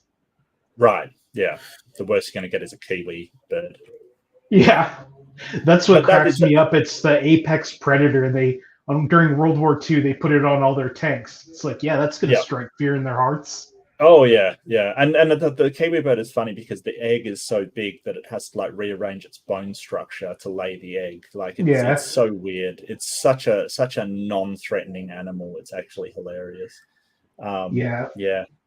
It's also one of the ones I wish they had been able to domesticate. Like for just law narration alone, it would be particularly useful. Yeah, Because absolutely. digs its little beak in the ground to get worms and stuff. So Pedro says he's never seen a moose. Oh, I've seen moose. I've been this close to them. Right? Moose seem horrifying. I really do. They're big, man. They're big. Like they're U-Haul big. My biggest moose encounter was in the city of Winnipeg, getting on the highway when 3 moose were also using the on-ramp at the same time. Yeah, it was. Did they indicate? Oh yeah, they indicated stay back. We're busy. Right. Everyone stops, and it's. I mean, in Manitoba and in Winnipeg, it's kind of like, oh, moose. Yeah, okay, it's all right. We'll just wait. We got time. What are you gonna do? In reality, with New Zealand, the biggest thing you've got to watch out for is the kakapo. Who? Kakapo. And what is that? Parrot. Oh, okay. Oh, is this one of those birds that shit on you, like, or attack you, like, once every year or whatever? No, just look. Bird mates with ornithologist. Yeah, okay. It's a pretty wacky video. They occasionally try to mate with people's heads. That's just Sirocco. That's that one particular one. And they, I guess they're known for eating the lining on your car windows. Like there's a little rubber lining that I don't know whether it's the guide or whatever, but they'll eat the rubber off of that, I guess. That's a rhea. That's a different bird altogether. They are so destructive. Yeah. The rhea, that's extinct. Not the rear. Yeah, The moa, maybe. the mower is the extinct one. Okay. Man, how do you guys live there? You got In- birds that eat your windows. Like what? Well, I I- mean, once my boss went on a trip like through, like up north in Western Australia, and like he had a kangaroo jump beside his car and then shoulder it, and his car, the dents down the side were horrifying. I'm not even joking. Like it was actually horrifying. They're big. They're nasty. They can do damage. The Really, thing there's with a reason why you see the trucks with these massive rhubars on them. It's yeah. the thing with moose is they're fearless. So they won't necessarily attack you, but they're not in a hurry to get out of the way either. So if you happen upon one at nighttime on the road, you're dealing with a couple of tons of animal on a couple of sticks. So they don't hit the front of your car. Your car hits their legs, which then their 2-ton body falls through your windshield. Mhm. So it's very, very difficult to walk away from a moose. Yeah. There's some particularly gruesome photos of that happening with deer, and they just kind of torpedo through the windshield. Yeah. It's really horrifying. Well, deer, they freeze in the headlights a little bit too, right? So like unlike the moose that just don't care what you're doing and where you're going, like they'll just casually just sit in the middle of the road. They don't care. Deer Right. just get trapped, like they get stuck. They can't move. Well, and we It don't rem- have bears as well, but that is something that scares me. Like bears are frightening, with just how big and powerful they are. They're horrifying. Mm-hmm. I thought Australia had a huge problem with drop bears. And hoop snakes. And melon monsters Melon, yeah. and bunyips. How do you live there? An But no, episode of Australia's not, a stream about Australia's fears. not There should that be bad. Australia in the title too. well, Australia's not that bad except for the snakes and spiders. That's the real problem, because the most octopus. well, And the yeah, but I stonefish. mean, And the well, sharks. yeah, And the crocodiles. yeah. And the But goannas. unlike those other ones you just mentioned, though, Bimsy, those ones aren't coming into your house. The snakes and the spiders are just kind of like, if you're not home, then they're going to come in. You've Yeah, obviously but I never mean, been to Australia. everybody in Australia goes to the beach and swims, understanding that you might there is a non-zero chance you can get eaten by a shark. Like that is Crazy. a non-zero chance. Yeah, it's just one of those things. It's just do you let that fear ruin your life? No, of course not. The chances of it happening are so slim. You're better off worrying about whether you're going to be struck by lightning. It's generally not going to happen. I heard that Australia has also got a large repository of nuclear natural materials. I can't remember. It's uranium, isn't it? Yeah, it's uranium. Yeah, So- and no nuclear weapons whatsoever, or nuclear power Exactly, plant, yeah. which is so weird. It's We have sort of 3. Do we? Yeah. Oh, we don't have any in Western Australia. Definitely. There's 2 in New No. South Wales, 1 in Victoria, and they're building 1 in South Australia. Well, where's most of the uranium? Northern Territory, I think. Northern Territory, Western Australia, and parts of Queensland. Yeah, who don't have any nuclear power plants. Well, it doesn't matter where you're getting it out of the ground. You still need to enrich it. Oh, yeah, that's true. But I don't know why we don't in Western Australia don't have solar energy. It's Don't crazy. nuclear power plants primarily use plutonium ideally anyways? Isn't uranium used for other things?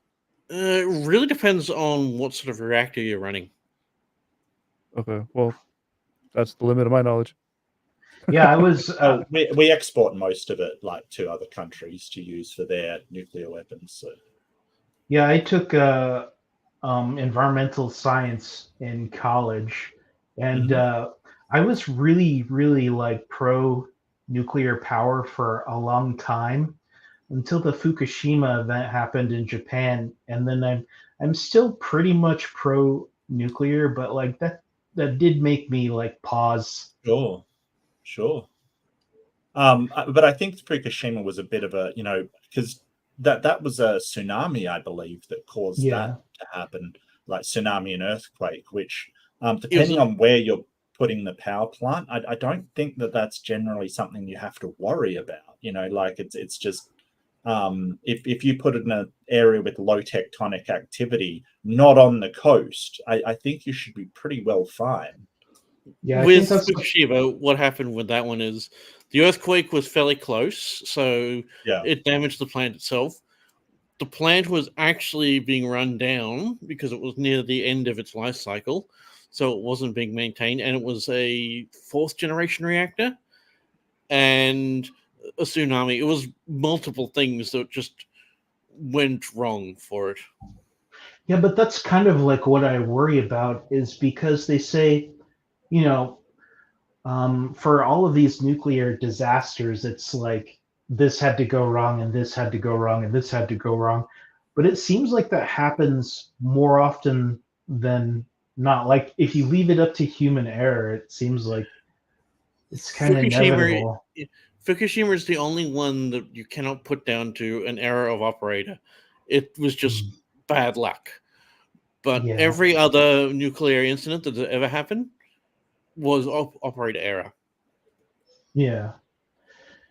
I mean, it's kind of interesting. I think Japan is like sort of driven just to use nuclear power because the island is so small and they don't really have much choice. They just need the Huge population.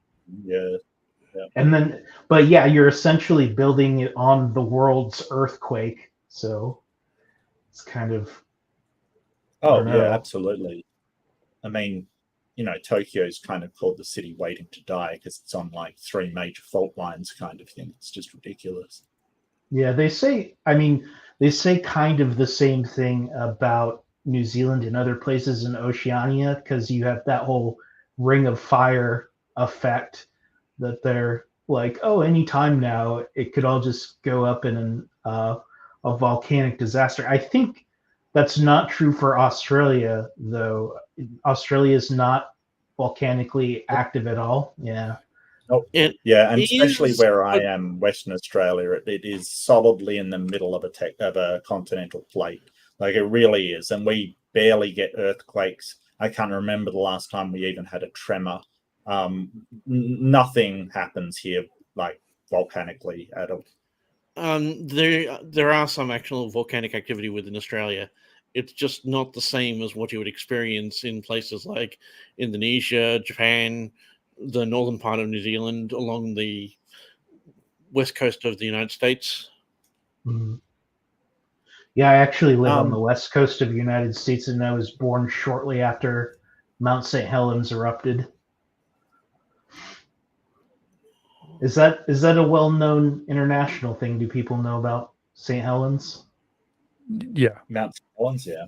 Yeah. A little side, I believe. Yeah, like my parents have some photographs of all the ash that was Well, Mount kind of St. Helens didn't just erupt; it exploded. yeah, So it made it a big deal. yeah, it changed So shape.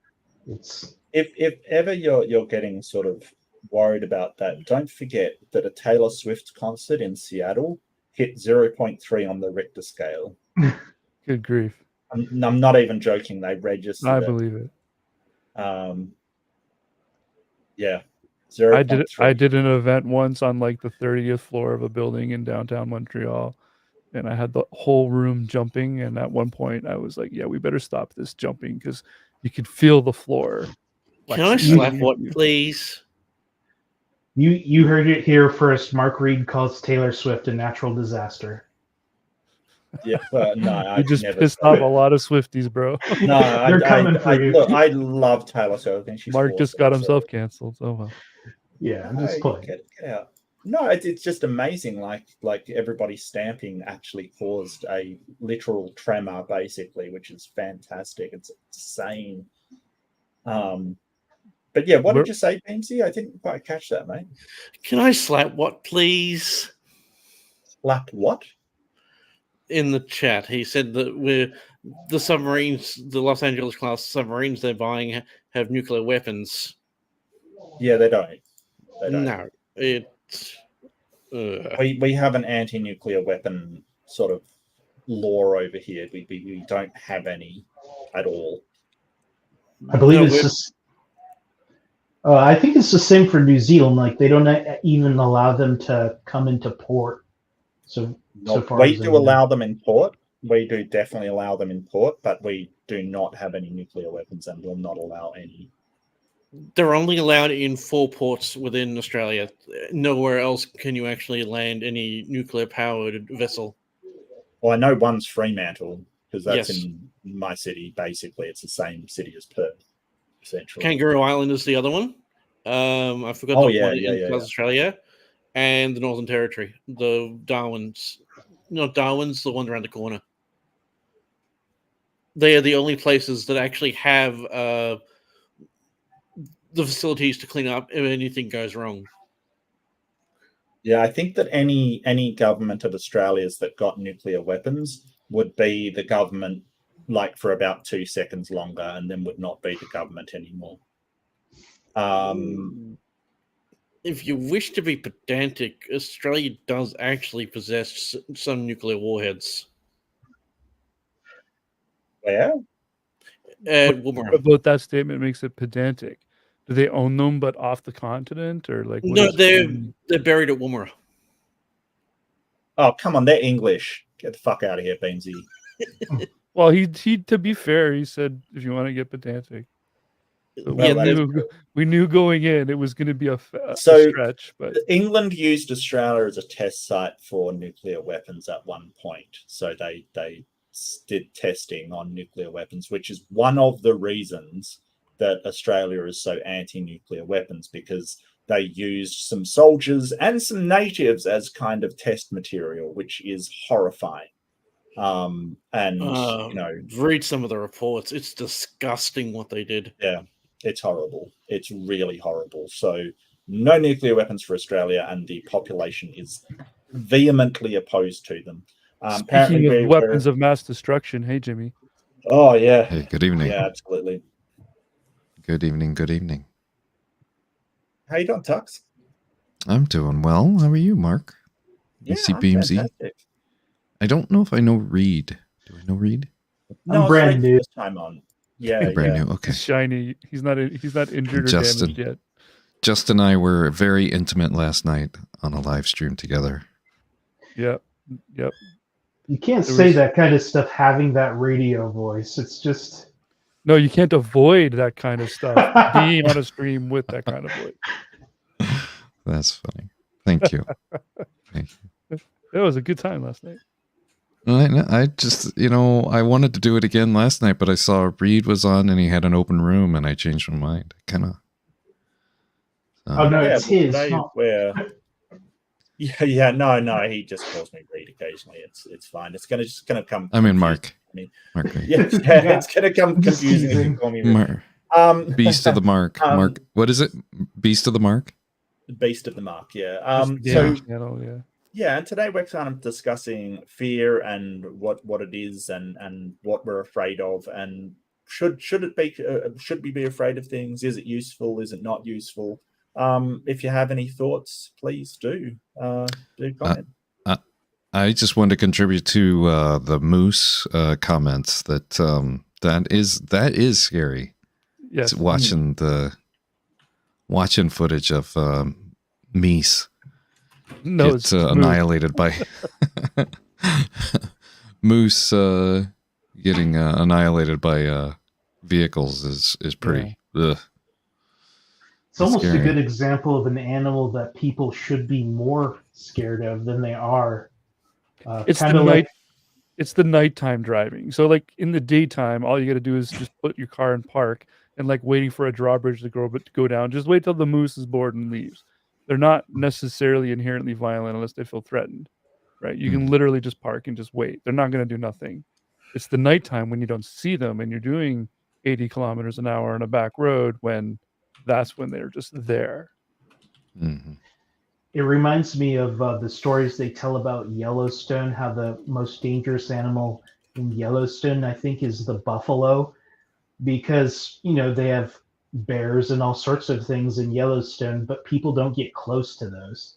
But people will really underestimate buffalo, and I guess that's what causes them to get hurt. I think all wild animals are dangerous, like I think that people see wild animals. Oh, how cute! And it's like, no, it's a wild animal. It will protect itself if it feels threatened. So don't interact with it. Yeah.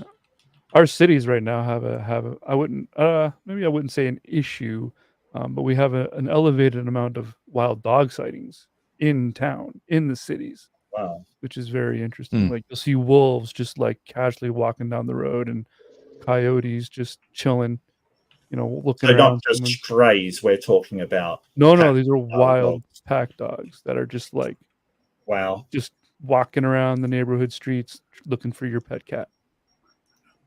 Australians We don't have know quite a anything bit. about wild dogs, right? Oh, definitely do. We get wild dogs. I mean, there's dingoes, which I know, yeah, even. that's Are actually. you hassling the girl who got her baby stolen by a dingo? I don't know. I heard something might have happened to it, but Yeah, Okay. that's like the original meme, and let's not even That go was there. someone Lindsay. I can't remember who it was, but that's what they said, and we still don't know what happened, kind of thing. We don't know whether a dingo actually did. They actually found bones in a den nearby, so that's what they believe it did actually happen to little Lindsay.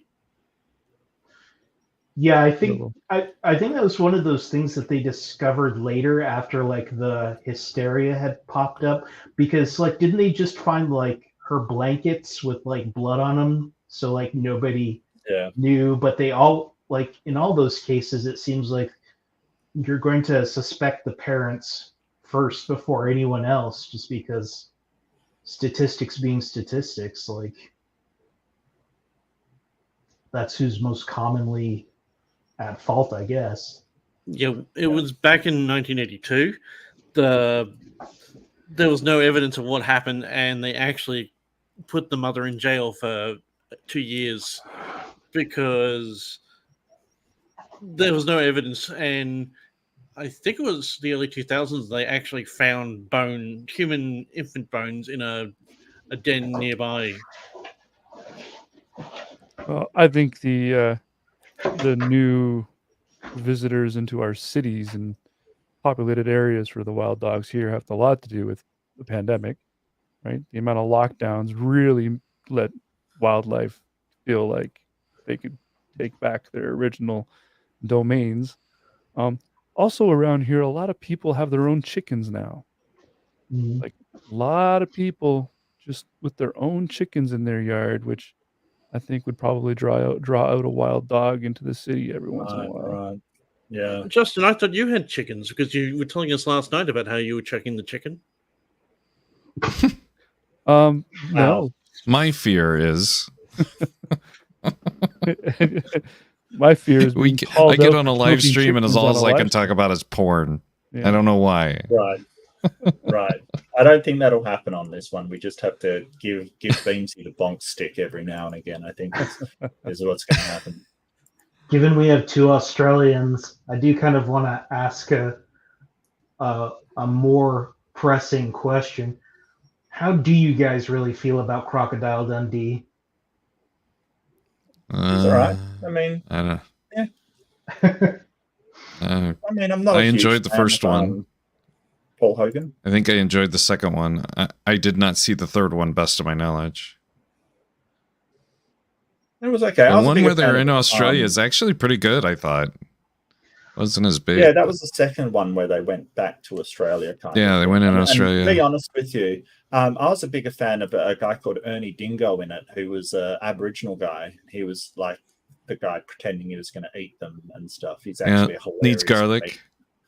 Yeah. That's needs garlic. Guy. Oh, that's fantastic. Really cool guy. Actually, really cool my guy. favorite Australian movie that I've ever seen is called The Castle. Oh, that's the most Australian film you'll ever see in your life. It's a fantastic movie. Here, I was thinking it would be Priscilla, Queen of the Desert. Oh yeah, that's a good one. And then there's another one. I want to say it's something like Benny the he does like mobile toilets. I saw that Australian movie, which was really good. It was like a mockumentary style. But I can't remember the name of it. I think one Australian series you definitely can't sleep on is Mad Max. No one mentioned Mad Max. Nah, I've never Is that been an a big fan Australian of that one. movie, or is that just a movie with an Australian actor though? No, Yeah. that's an Australian movie. Mad Max, the original Mad Max was made in Australia by an Australian company. I think that the second one was sort of more international, but yeah, it was definitely an Australian movie to start with. Yeah, Mel Gibson's first, I think. I think so, yes. Yeah. I heard he got that role because he showed up to the audition like all beat up, and they wanted like freaks because it's this post-apocalyptic sort of Yeah, setting. the Road Warrior. Yeah. Yeah, and then it just turned Thanks for out he coming. was handsome once he healed. I don't know. So a little more on topic. I once heard I just in passing that there aren't really as many emotions as most people think. That emotions are actually there's only I think they said like 4 main ones, and everything else is just kind of a mixture of those 4 and also the experience you're having at the time. And I can't remember what they were, but it was like essentially they're just simple positive or negative associations, and then human beings fit them to a specific incident that's going on in their lives. Synchronicity? Yeah, something like that. But I was just thinking about that because you guys had talked about the difference between shame and guilt, and Yeah. I think like sometimes, like I have sort of an intuition that might be true because when you examine your emotions, like fear and anger really don't seem to be too far apart. Like one, like Yoda said in episode 1, like one tends to lead towards the other. Sure. Fear leads to anger. Anger leads to hate. Hate leads to suffering, I believe was the... I'm no Jedi, Yes. but... yeah. Learn your lessons well enough. Actually, speaking of fear in Australian films, did anyone see Wolf Creek? Scary. Mhm. Scary. I don't think so. Yeah. Wolf Creek. If you really want big Australian movie, Young Einstein. That one's very Australian. Come on. I actually really love that movie, mostly because of the music. Yeah. Great Southern Land is on my playlist occasionally. Never seen it. It's silly. It's Yahoo Hooligan. Oh, I've seen it. I've seen it on beta. The premise is just it's a really terribly done biography of Albert Einstein as though he grew up in Australia for some reason. I think it was MTV Productions or something like that. I think Sky, UK Sky did a documentary on who should be. I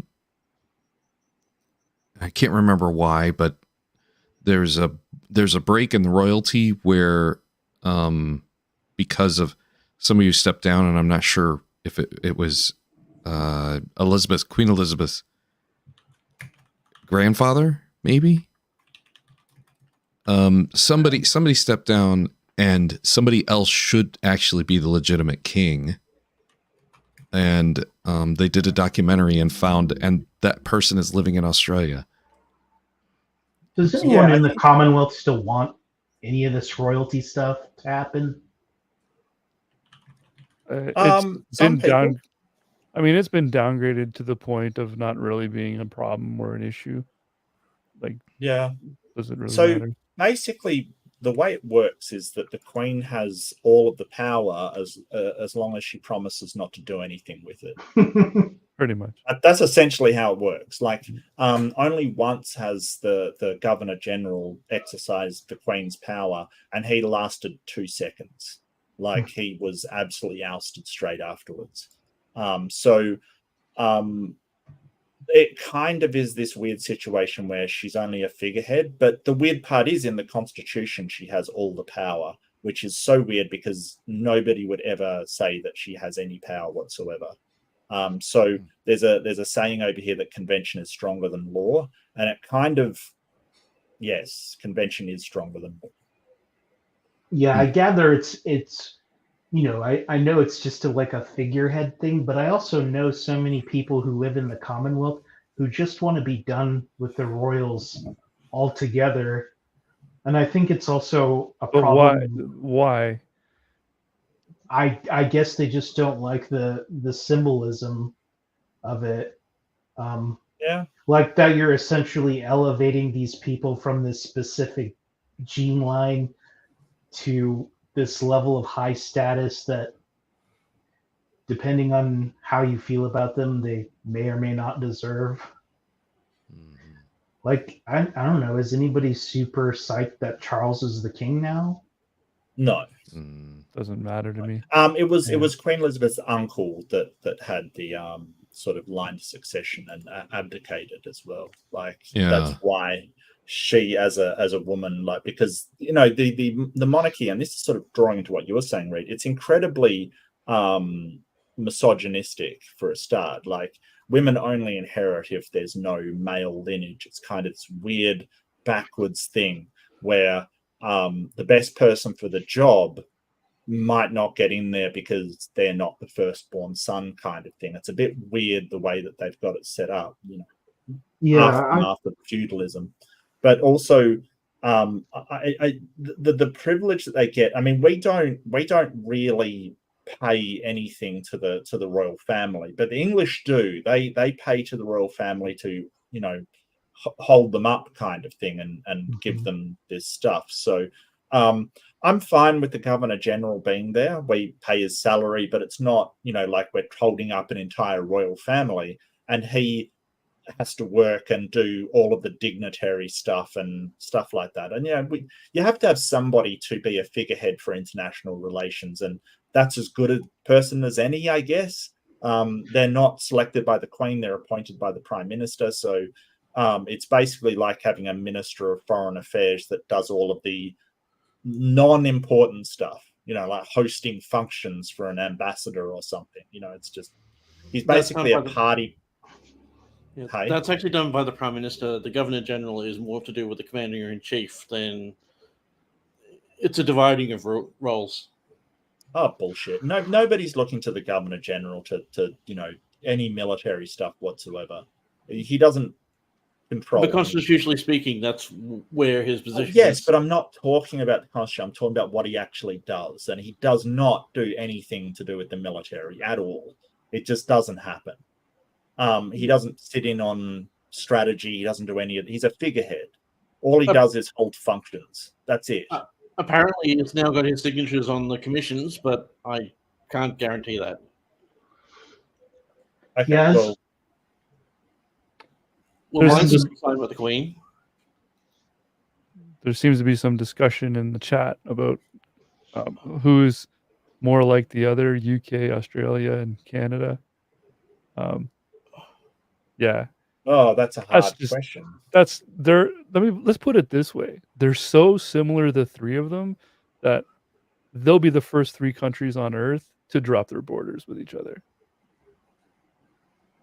That'll be the first time that happens. It'll be one between those 3 countries. Well, as an American, I always had like an odd relationship with the idea of the divine right of kings. Like, first of all, it's just part of our culture that, like, we're supposed to be like, yeah, right, kings, who's listening to you people?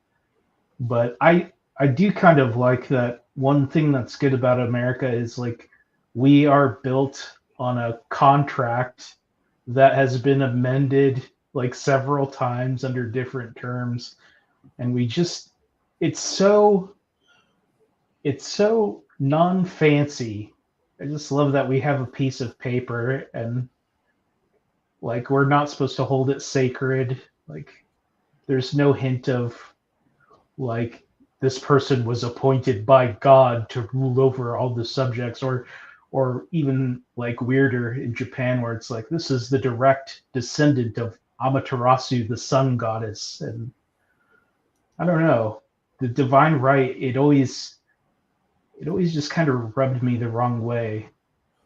No, it does me as well. It certainly does. I think that if we had the royal family over here, like England has the royal family, I think I would be a lot more active in sort of, against them. Um, I think, I think the fact that we've only got one dude and it's not even that big a deal, I don't have thing. But if they maintained a palace and had a whole bunch of people that, sort of got salaries and we had to prop the royal family up, I would have a much bigger issue with it. Yeah. I will say this about the royal family. I went to London about 2 years ago right now, and doing the tours of all the castles and some of the former palaces. I know it was expensive for probably the folks and the taxes gathered then, but the return on investment has to have been in the long run well worth it. Because even me as just simpleton American went over and was like, wow, I'm really glad they preserved this stuff.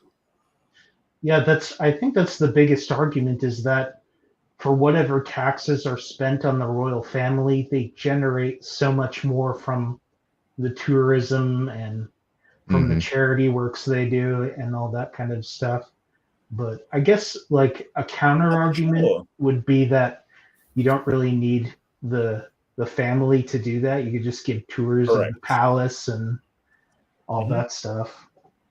Yeah, absolutely. I mean, the French palace does, gangbusters as well. Tons of people. Versailles, yeah.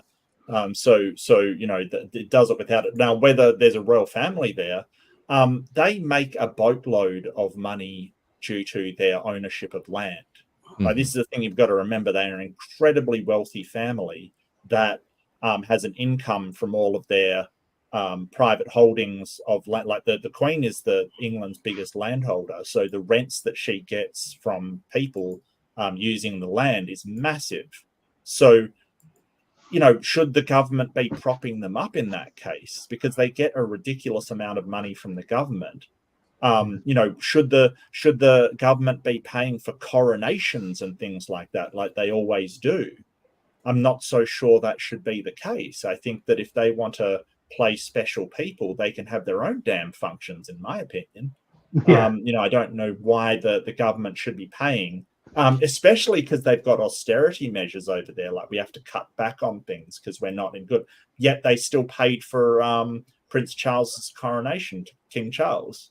I can understand why people are like, well, that is inherently unfair because these guys are loaded. The government's covering them, yet they can't cover us for, health issues and things like that because of austerity.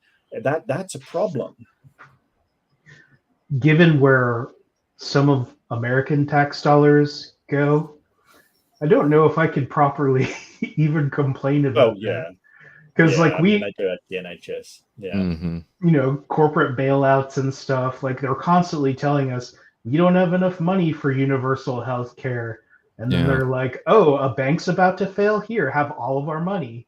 We're such a laundering service for the world. Right. And it's just grotesque. It also strikes me that some of the most important things that have happened in my lifetime, like the Iraq conflict, the big bank bailouts, all of those things, for the democracy that America is supposed to be, those are things we never got to vote on whether or not we wanted to do them.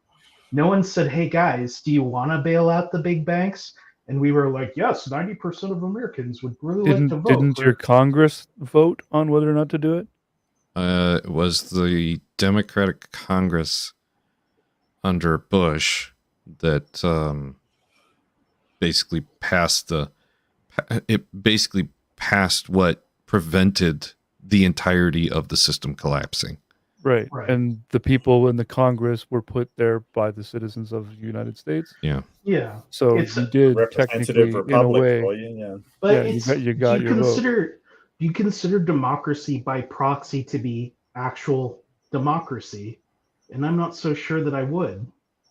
Well, it's impractical to have direct democracy for everything. That's the problem, that you Right. like if you're voting on every single action taking, there's a time factor to consider.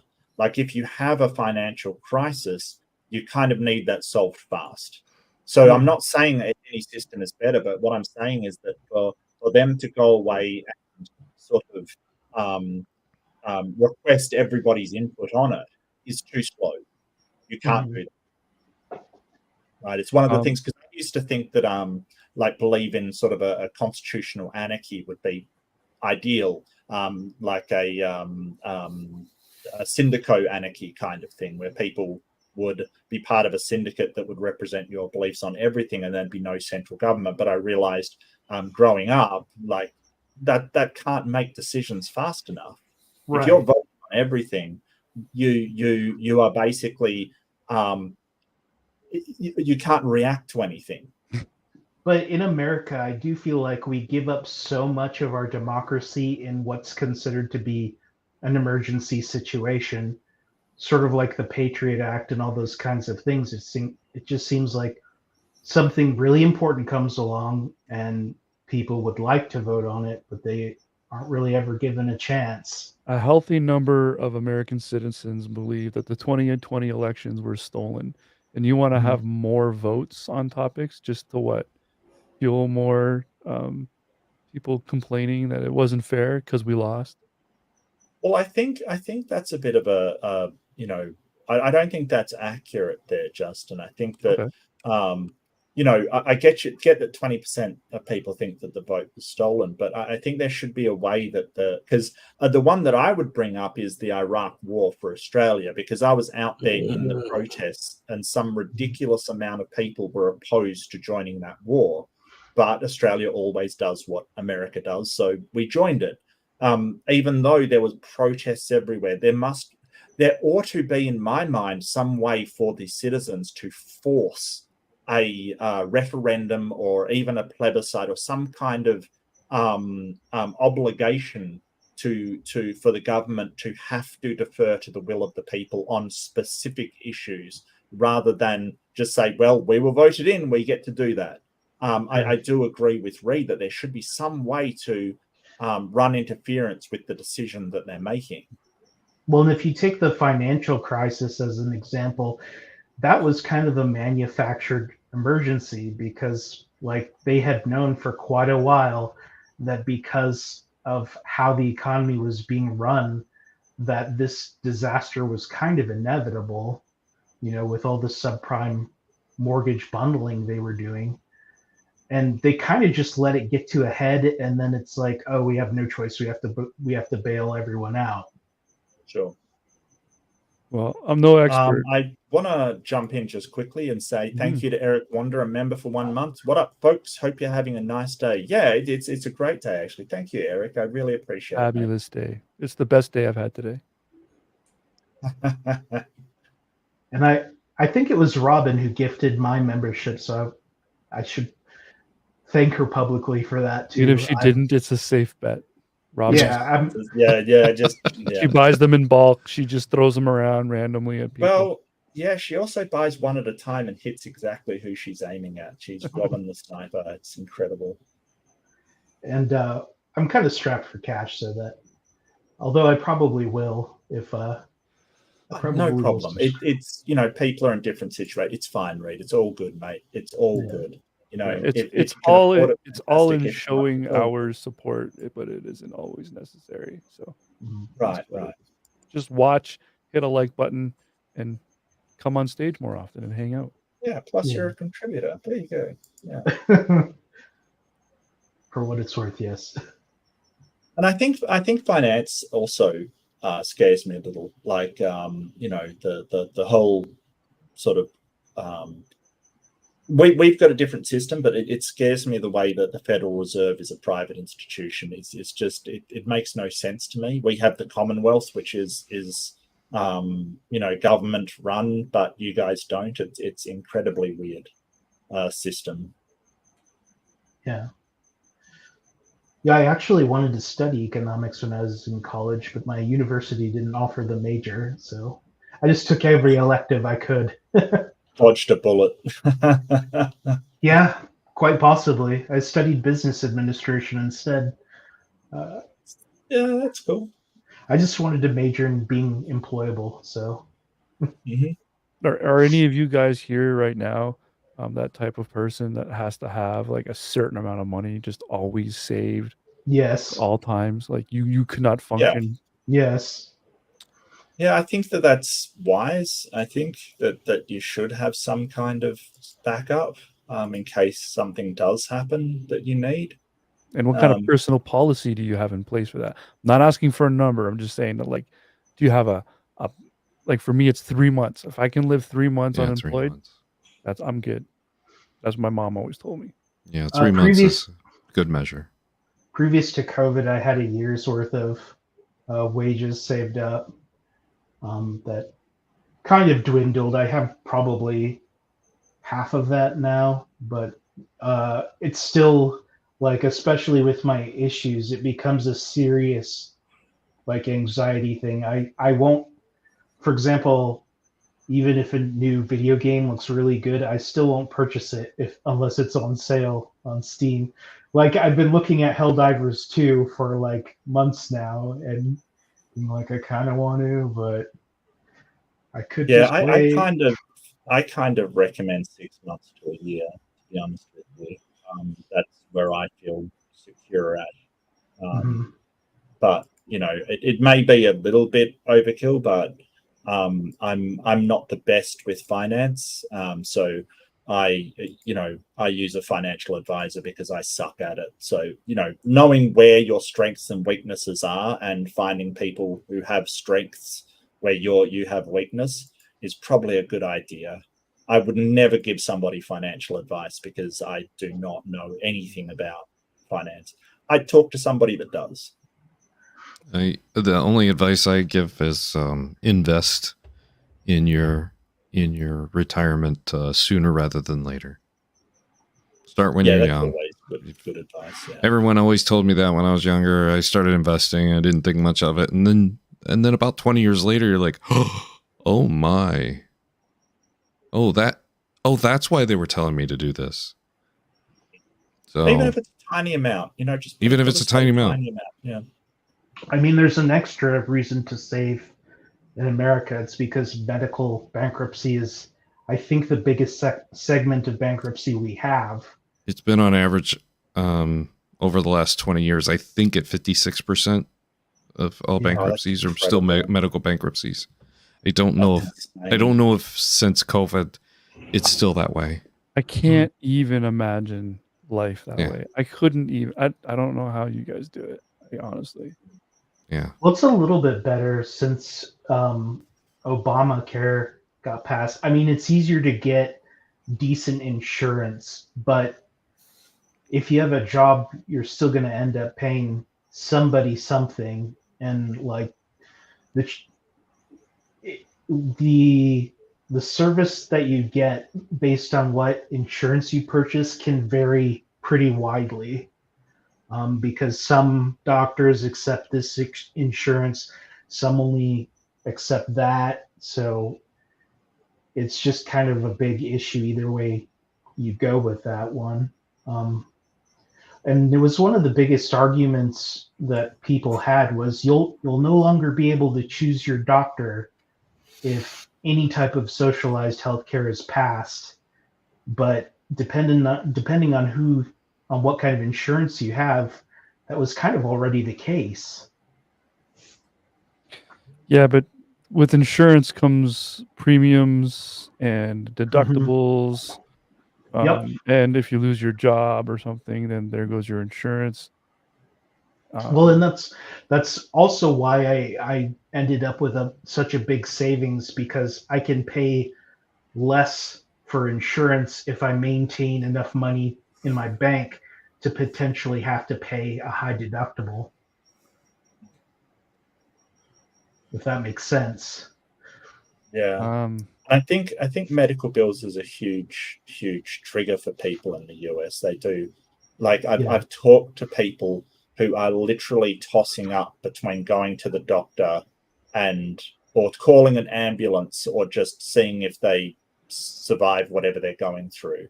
Like I remember one guy, he's like, "Oh, I'm having pain here," and I'm like, "Well, just go to the doctor." And he's like, "Yeah, but then I wouldn't be able to get this." And I'm like, "That's horrifying." You're going, do I either skip out on a meal or have some, try to make some second, leftover meal, or do I go to the doctor? Right. It's crazy.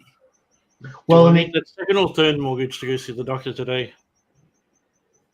And it's an extra stressor because sometimes you have to apply for insurance every single year. You have to make sure that you're being carried over to the next sort of fiscal year. That's part of the reason why I like New Zealand's socialized medical system, because it's just one less thing you have to worry about in your life. It's one less thing you have to do math and do research for, and you can just feel comfortable that if something happens, you're going to be covered.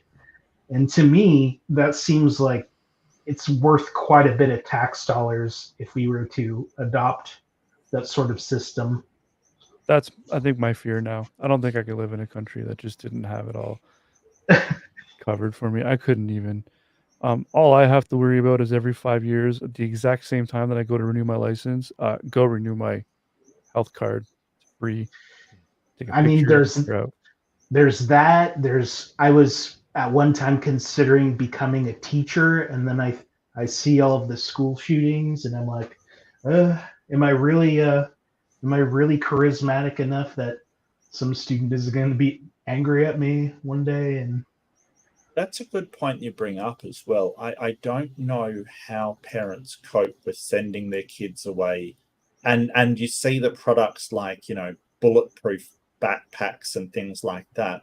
To me, that is insane that you have to worry about stuff like that. And I don't know how people are fine sending their kids to school when that is a possibility. I don't even know what to say about that. That's Well, and it's I think the problem is more because it's a relatively small statistics, considering like everyone who goes on to school on a particular day, and I think like you have a better chance of probably getting bit by a shark or something like that, given the percentages involved. But the amount of stress I think it puts on the nation is considerable. And I feel the same way, just because of how lax our firearms policy is in America. It means you have to keep it in the back of your mind anytime any sort of conflict happens. Like if someone cuts you off in traffic, you really have to think about like, am I going to honk at this person, or is that going to lead to some danger down the line? Right. And a good way to get back to fear, anxiety, and worry. Yeah.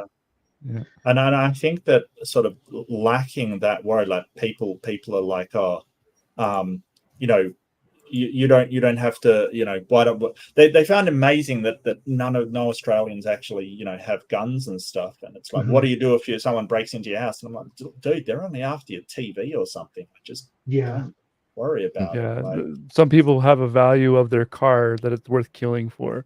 I don't agree with that.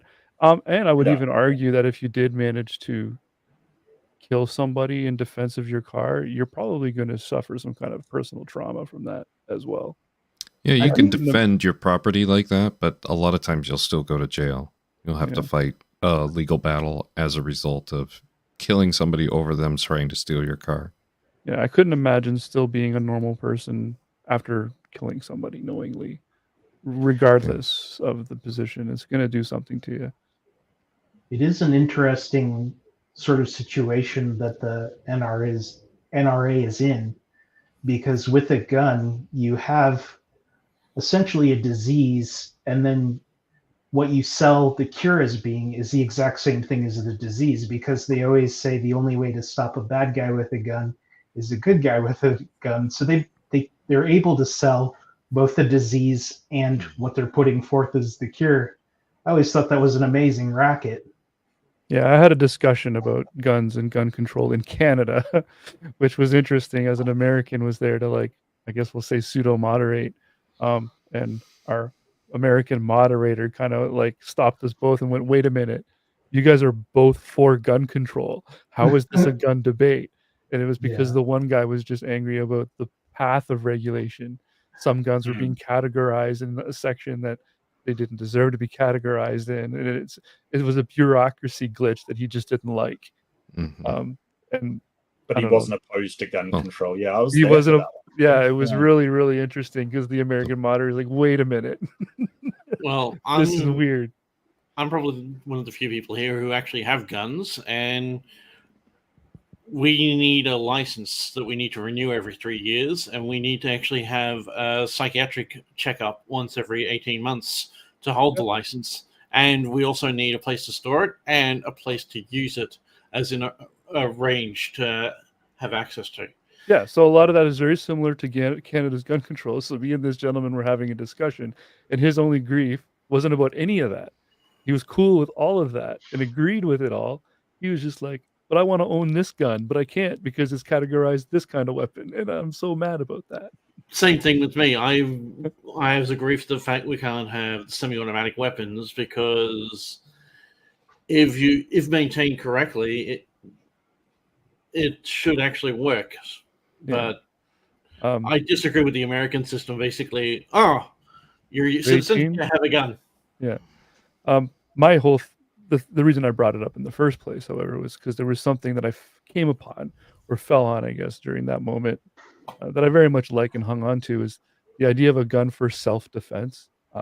The words don't work for me. You can't defend yourself with a gun. You can only use offense against offense in that case, right? Like if you wanted self-defense, then get a giant steel shield, and that would be defense from a gun. 100% of all shootings involve a gun. Yeah. I used to be like staunchly anti-gun, and to some extent I still am, but I remember that there was this protest over a pipeline. I can't remember which pipeline it is. Jimmy probably, if you're American, you might remember. It was the Native American. Right. Well, I think it was the Dakotas. Right. And then there was another standoff semi-related to that, and I can't remember. It was two con men. It's a family of con men, basically. But the federal government kept coming down hard on them, and the punishment was not fitting the crime. So a lot of people ended up being on the con men's side. Yeah, that was. But I can't remember any of their names. Yeah, that was in my neck of the woods, I think, because I'm in Northwest United States. Yeah, I think they were both. I think that family was both in like Montana, Wyoming area, and like middle of nowhere, Nevada or something like that. Yeah, but anyways, my so they did a documentary on that pipeline protest, the one with the Native American population, and they showed them just getting brutalized by private security forces. Like it was insane, the levels of violence that they were inflicting on these people. And I couldn't help but think at that moment, like if they were just carrying guns, would they have had the courage to treat them that way. So I don't know. Scares me. It might be the Keystone Pipeline, but I think it was actually a different. I think it was initially a different pipeline that was trying to go through Indian lands. Mm-hmm. But Keystone was also trying to go through the same lands, because the Keystone Pipeline is actually just a connection from whatever that pipeline is down to the Gulf. Right. The existing pipeline still exists in the northern part of the states. In fact, the pipeline that they wanted to connect to Keystone goes into Chicago, basically, if I'm not mistaken. And I don't know what the name of that one is, but they basically wanted to make a branch off of that one that just goes down to the Gulf, and that's to sell to other countries. So all of this, it's bringing more jobs, and it would keep our gas cheap and stuff like that. It's bullshit. Right. That fuel that's coming down from Canada comes into Chicago and various other places between here and the Canadian line. Right, and then the other one you were talking about, was that the Cliven Bundy? Yes, I think so. Right, and so all of those people had guns, and they didn't seem to get brutalized by anybody, either private or professional law enforcement. So I just, contrasting those two things, you have to think, like, if you're going to a protest, is it smarter to carry a gun or to not carry a gun, just for the deterrence that it creates? But this is what we're talking about with sort of fear, that you're sort of afraid of other people carrying a gun. So you carry a gun, and they're afraid of you carrying a gun, so they carry a gun. It's kind of this weird situation where it's the fear of them being armed and you not. Right. But they have exactly the same fear. Individual arms race. Yeah, you're creating the everybody being armed in this situation going to happen from a fear that may not even be warranted. And I think that's sort of what I'm getting at with these kind of things, that a lot of it is just perception, but that perception on all sides can really alienate you from your fellow humans. But like what I'm saying is, with the Keystone Pipeline, these protesters all got brutalized by private security forces. Right. This is kind of what actually happened. And I can't help but think, like, if the protesters had been armed, then the private security might not have been as gung-ho to, like, go and bust all of these heads at this protest. The key word in your sentence was might. Right. Yeah, I'm not claiming this is absolute truth. I'm saying this is where my ambiguity of opinion kind of comes in. What would have guaranteed that they didn't get brutalized? Yeah. I guess if they hadn't shown up, but if they were regular Americans, Native American, maybe. Yeah. Possibly, but there are a lot of protests where people end up just getting beat up by the police or private security forces. I mean, but didn't they? According to what I'm reading here, they defeated the Keystone Pipeline, didn't they? The Keystone Pipeline is currently dead. But the area that it was going through, it was being called the Keystone Pipeline, I think. But in all reality, that pipeline already exists. It was a pipeline that was already planned long ago. They were just making the Keystone branch of it so it could go down to the Gulf, so they could sell that to South American and any other countries that wanted to come into the Gulf and pour some oil into a tanker and take it home. It was basically so that probably to alleviate or size restrictions of Panama Canal type of thing, because Canada can serve the West Coast, Canada can serve the East Coast. They have plenty of land and ports on each side. This was just a way to get it into the Gulf.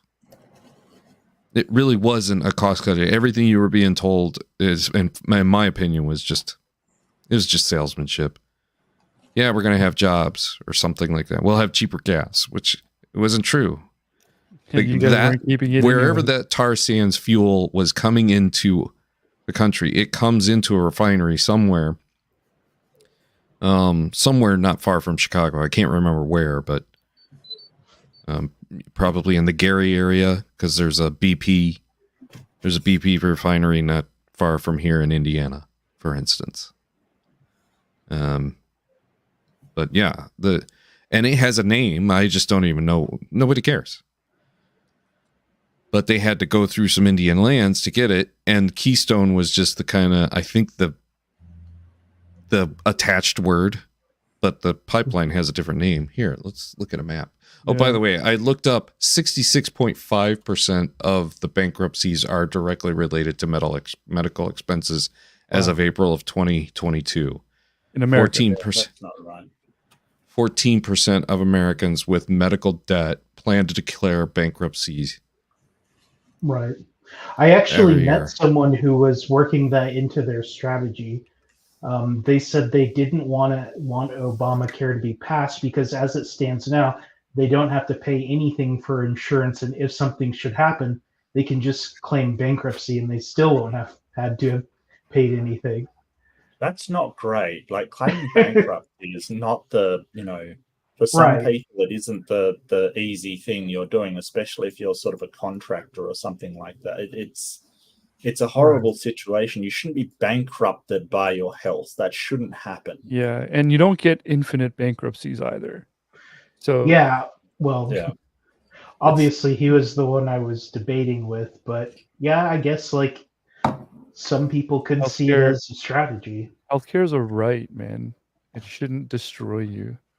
But that's the thing. Like, all rights are kind of like, we just get to a level in civilization where we get things good enough to where we can claim that they're a right. It seems to me like we have enough access to healthcare that we can now claim that's a human right.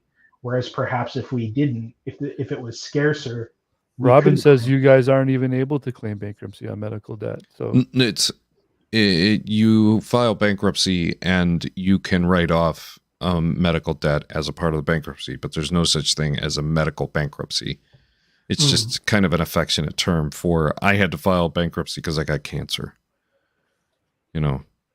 It's either called whatever chapter that you're filing. If I've never had to do it, so I don't know, but I think it's chapter 7, but I'm not sure. it's it seems so unnatural to me.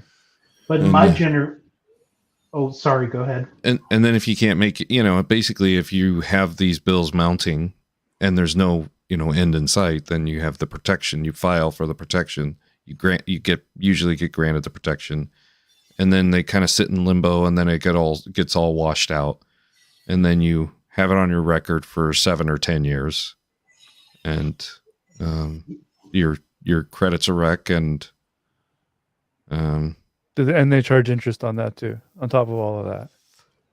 some of it is just vanished. And can it be sold to creditors? No, it depends on the bankruptcy, but most of the time it's written off. It's cleared. Basically, it's laundering. Robin says it's 7, 11, and 13. But, it could be because you're in a default and you need protection. Sometimes you could have a windfall. Like if we lose a job, for instance, income no longer comes in. The economy, when the economy crashed in roughly September of 2008, and all the job loss and impact from the bubble, the housing bubble, for instance, like there were a lot of bankruptcies during that time. Lots and lots. It makes me wonder what the statistics would be if you could claim student debt as part of bankruptcy. If student debt would be a bigger percentage of it. Mm-hmm.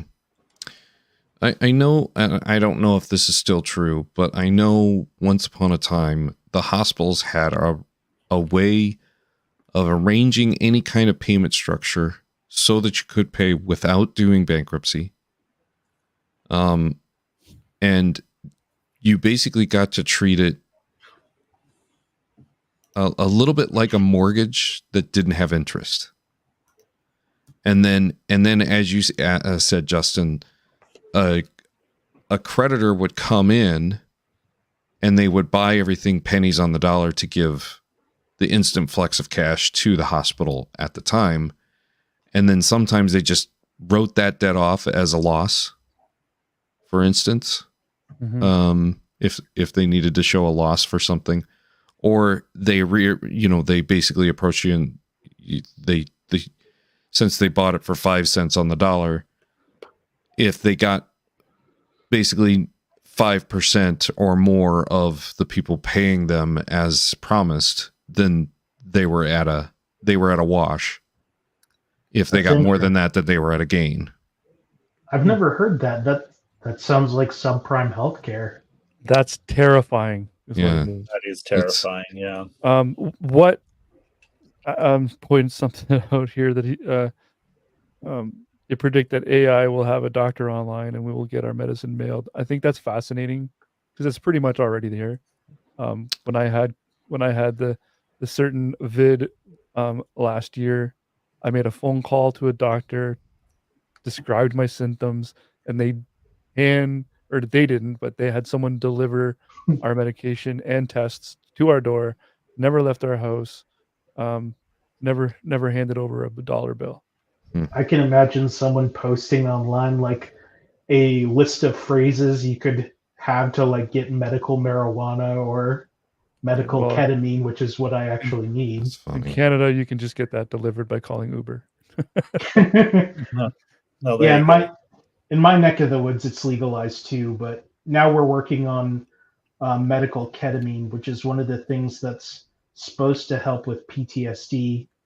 But it's still really difficult to get, and you pretty much have to pay out of pocket if you want to do it.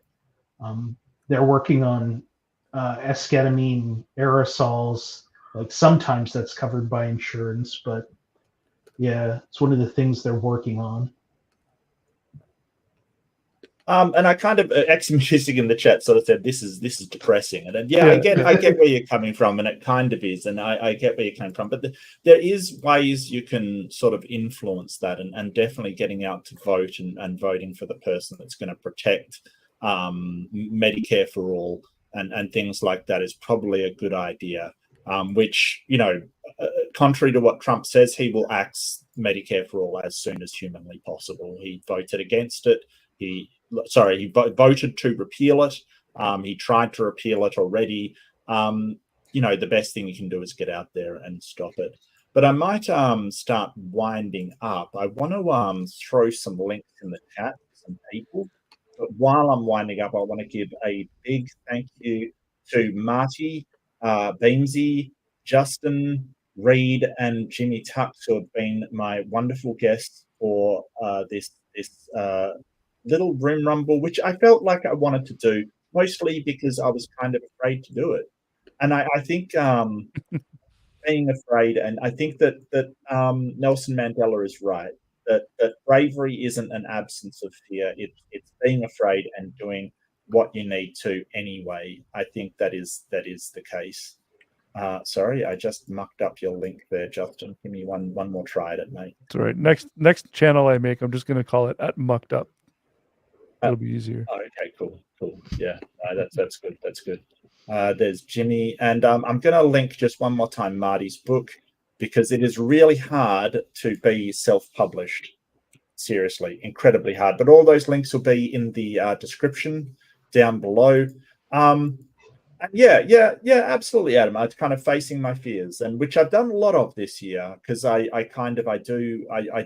am afraid to do public speaking, and I'm kind of afraid to get into the ring with people, but that does not stop me in the slightest, which I'm kind of happy about and I'm proud about. And a lot of our fears are perception. So maybe think logically and think about whether you should be afraid, or whether being afraid actually helps you in any way. But thank you so much, everybody. Does everyone just want a word to wrap up? Just to sort of give a final word?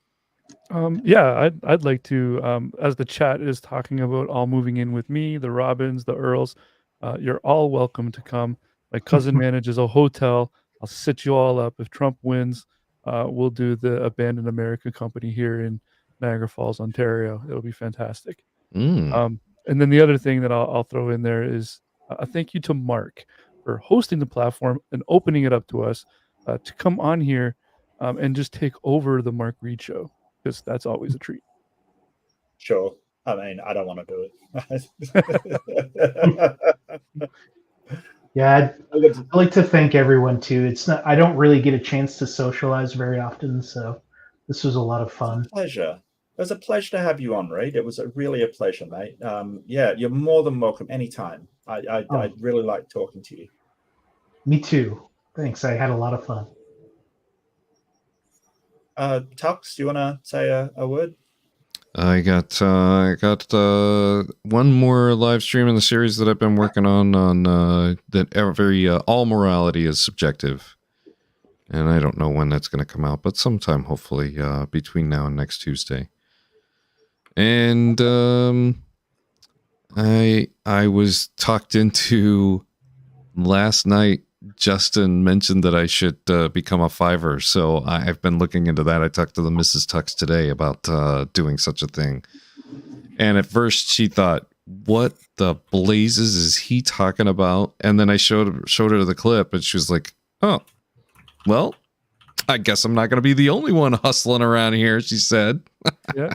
Like I said, I really would be just curious to see what results you get out of even a half-hearted effort. Because like I said, I've got a voice actor friend who literally pays his mortgage on Fiverr. Wow. Just reading scripts and charges by the word. So yeah, I think you should. Yeah. You've got a very nice voice for voiceover work, Tux. Yeah. I think that you've got a great introductory setup, so you're ready to rock. And if and if the snowball rolls, you'll upgrade. Yeah. My buddy's working out of a soundproof closet and making six figures. Wow. So nice. I could soundproof this corner of the basement fairly easily, I think. Except when the ice machine's going. Sometimes I hear the ice machine when somebody gets some ice. So he knows the struggles too. Yeah. You got to pick your spots when you record. And there's I like, could probably. You're not really investing in anything because you've already got everything already. Like, so what do you got to lose again? Yeah, if I had to go big time, I could definitely get like use 2 of the walls here and then get like a ceiling and 2 walls of glass and just enclose it. And I bet that would eliminate. I may even be your first nearly everything. To get you to give me a "Here's Johnny" intro for one of our shows on Wavelength. Why maybe. not? Ladies and gentlemen, welcome to the machine. Never mind the Johnny Carson intro. I want that intro. There you go. Beamsy, do you have anything to add before we sign out? Tacos. Great. Tacos. Yum. Fantastic. Yeah, everyone can mic drop. Tacos. It is Tuesday. It is Tuesday. So, yeah. No, it's not. You guys on this travelers. On this temporally confused people. Yeah. All right. Well, thank you so much, everybody. Do have a wonderful day, and don't forget to be kind to yourself and be kind to others. But I want to thank you for joining me, and have the best day. Mark See you. Bless.